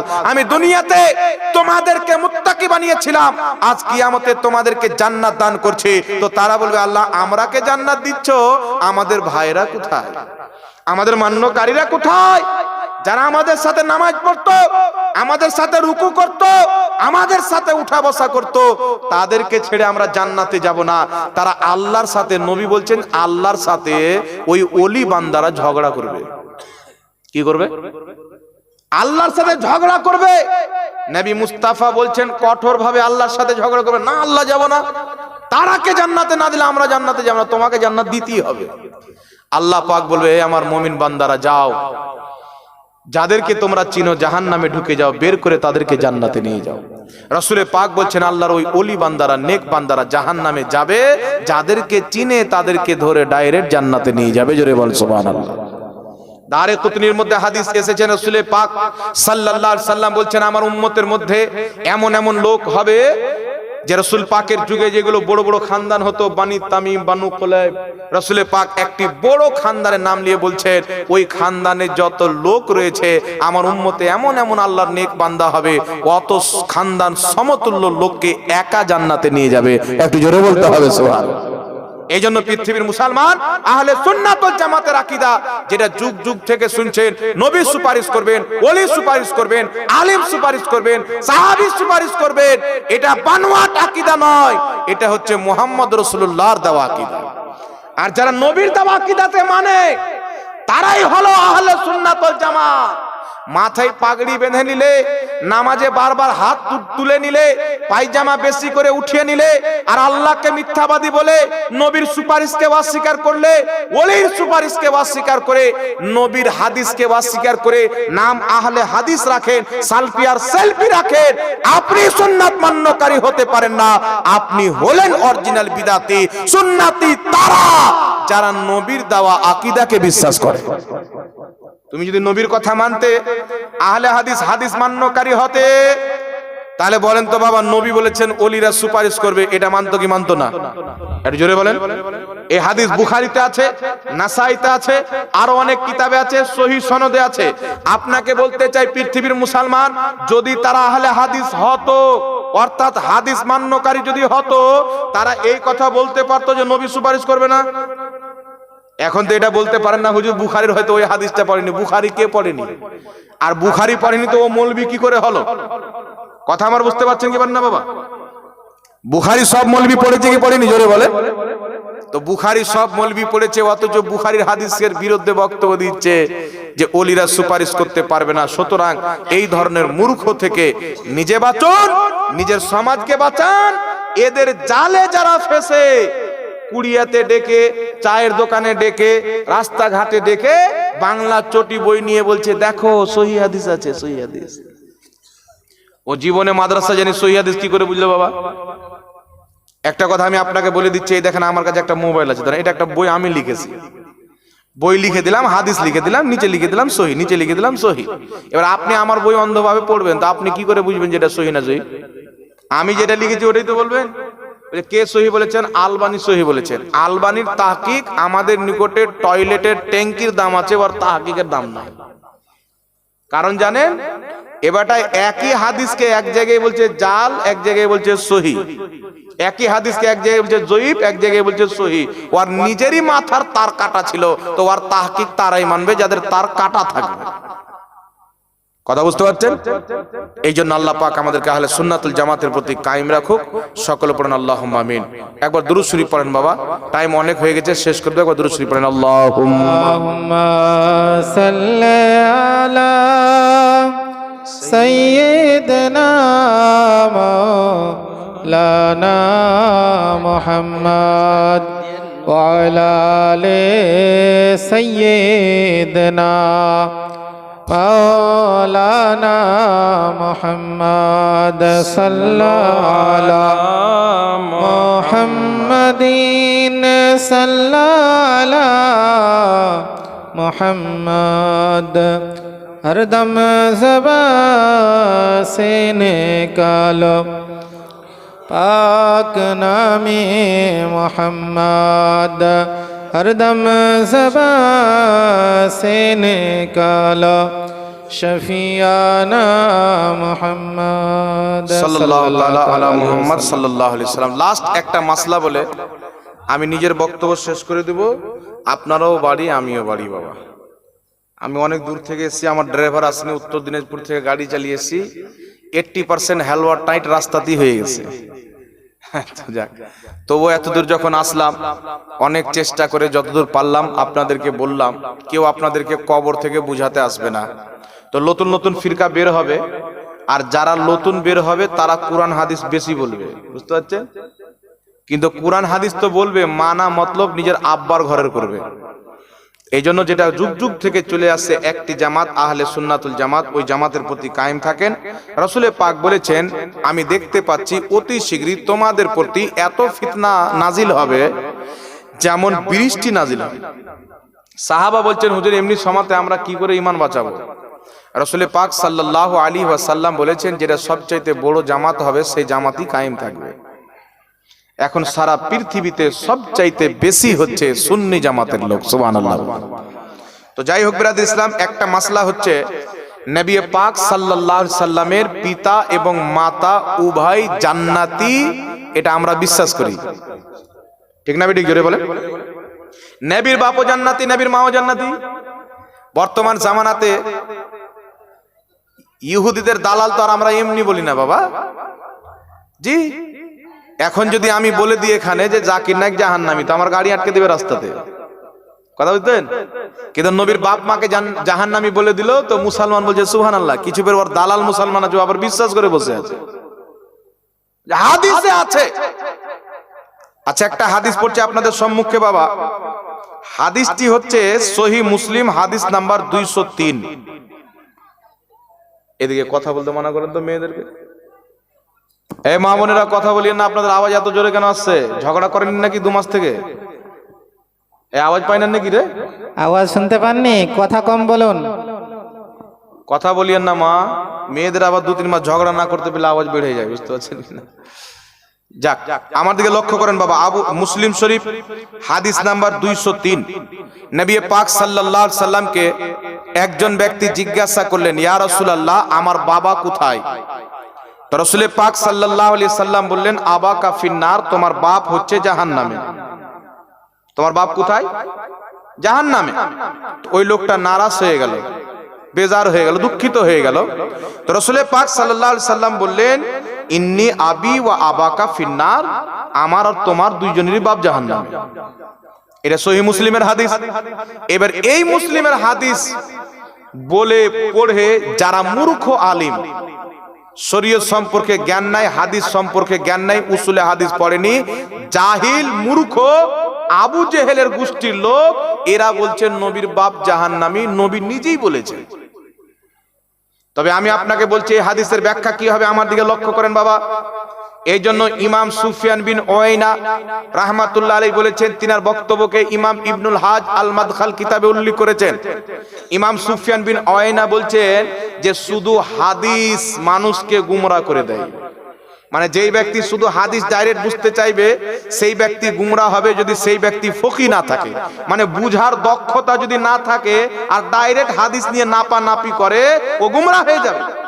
যেমন এই হাদিসটা যদি আপনাকে দেয় আর ডাইরেক্ট হাদিসটাকে বিশ্বাস করেন, তাহলে আপনি আকীদা বানিয়ে নেবেন নবীর বাপ জাহান্নামী। ওটাই তো এখানে লেখা আছে, তোমার বাপ আমার বাপ জাহান্নামী। তবে আমি আগে বয়ান করছি, আপনার মাথার ব্রেন কাজ করবে, একটু লক্ষ্য করে শুনেন বিরাদি ইসলাম। এই হাদিস যিনি বর্ণনা করেছেন নবী পাকের সাহাবী হযরতে আনাস ইবনে মালিক রাদিয়াল্লাহু তাআলা আনহু, ইনি নবীর সাহাবী।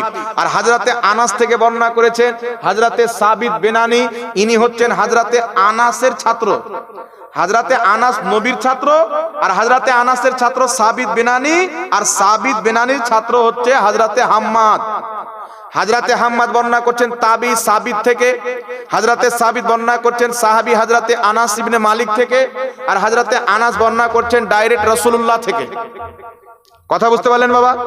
এইবার এই যে দেখেন, নবী থেকে হযরতে আনাস সাহাবী, সাহাবী থেকে হযরতে সাবিত, হযরতে সাবিত থেকে হযরতে হাম্মাদ।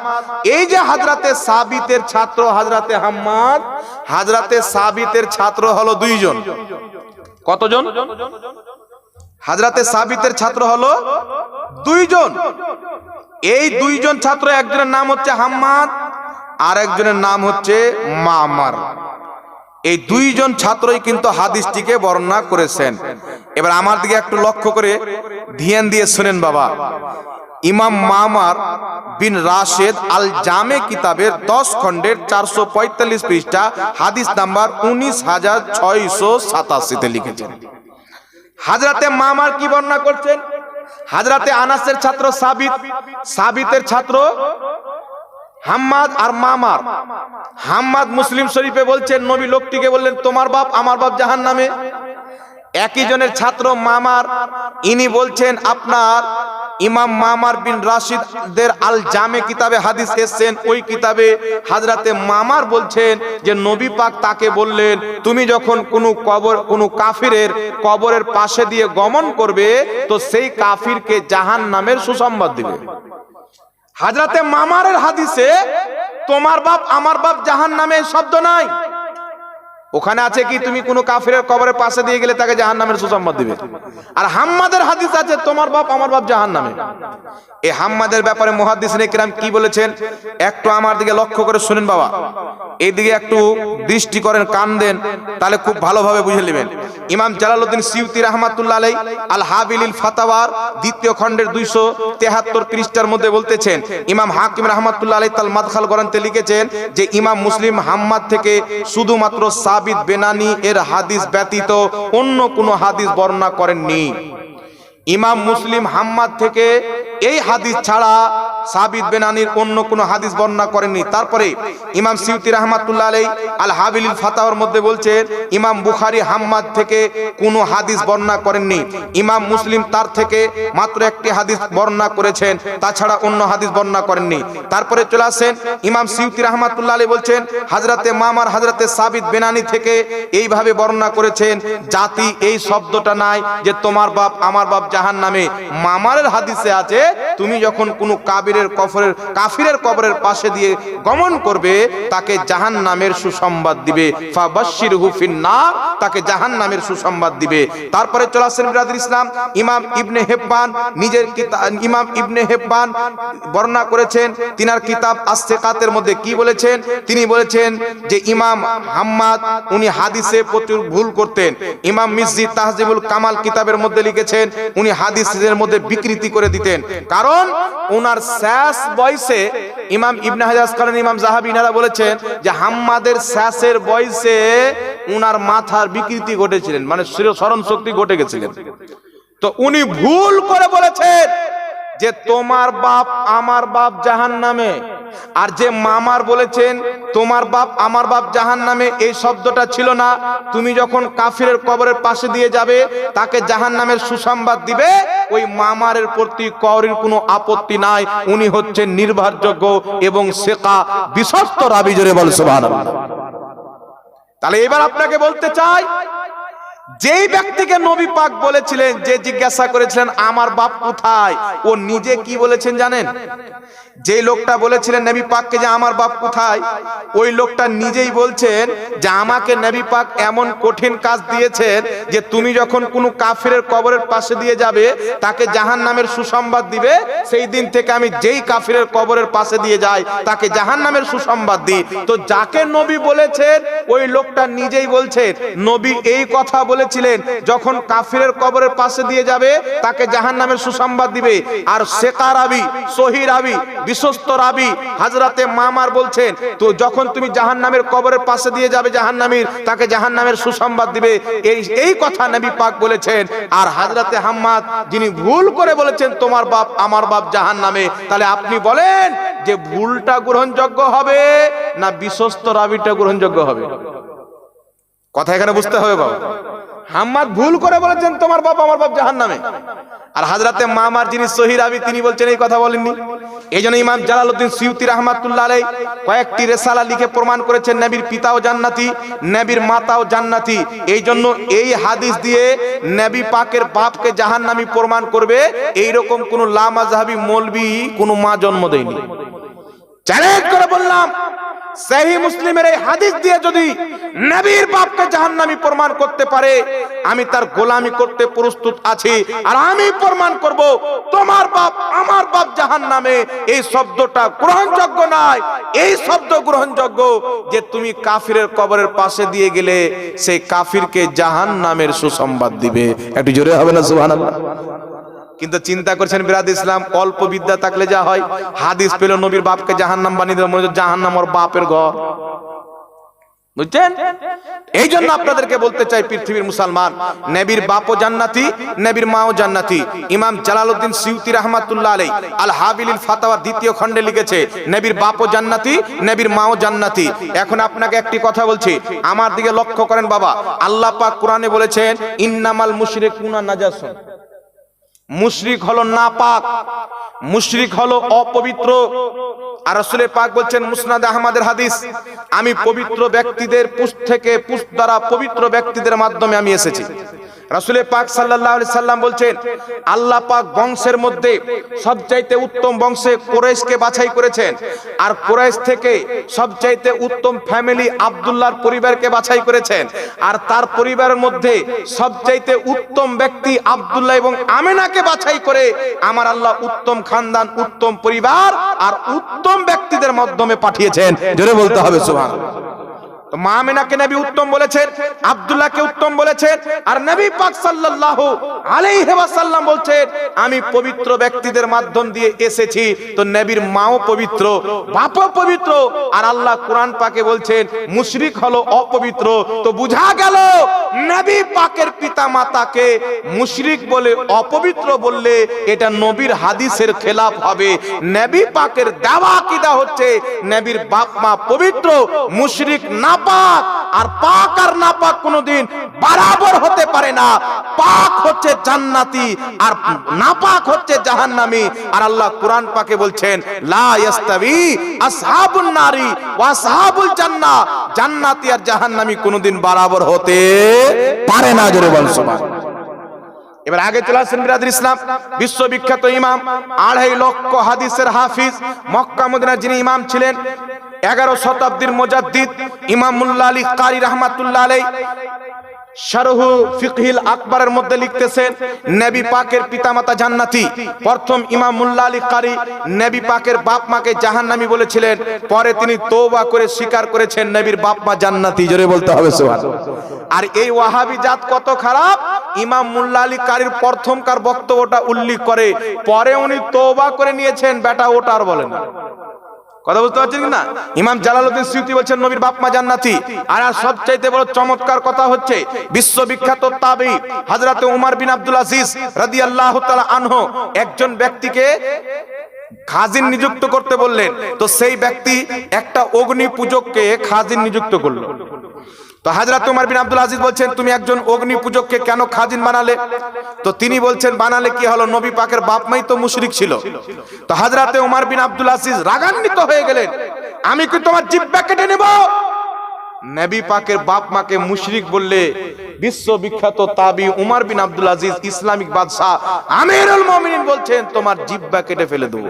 এর মানে তিনারও আকীদা হচ্ছে নবীর বাপ মা মুশরিক নয়, নবীর বাপ মা মুওয়াহিদ জান্নাতি। জোরে বল সুবহানাল্লাহ। আমার কথা বুঝতে পারছেন কি পারেন না বাবা?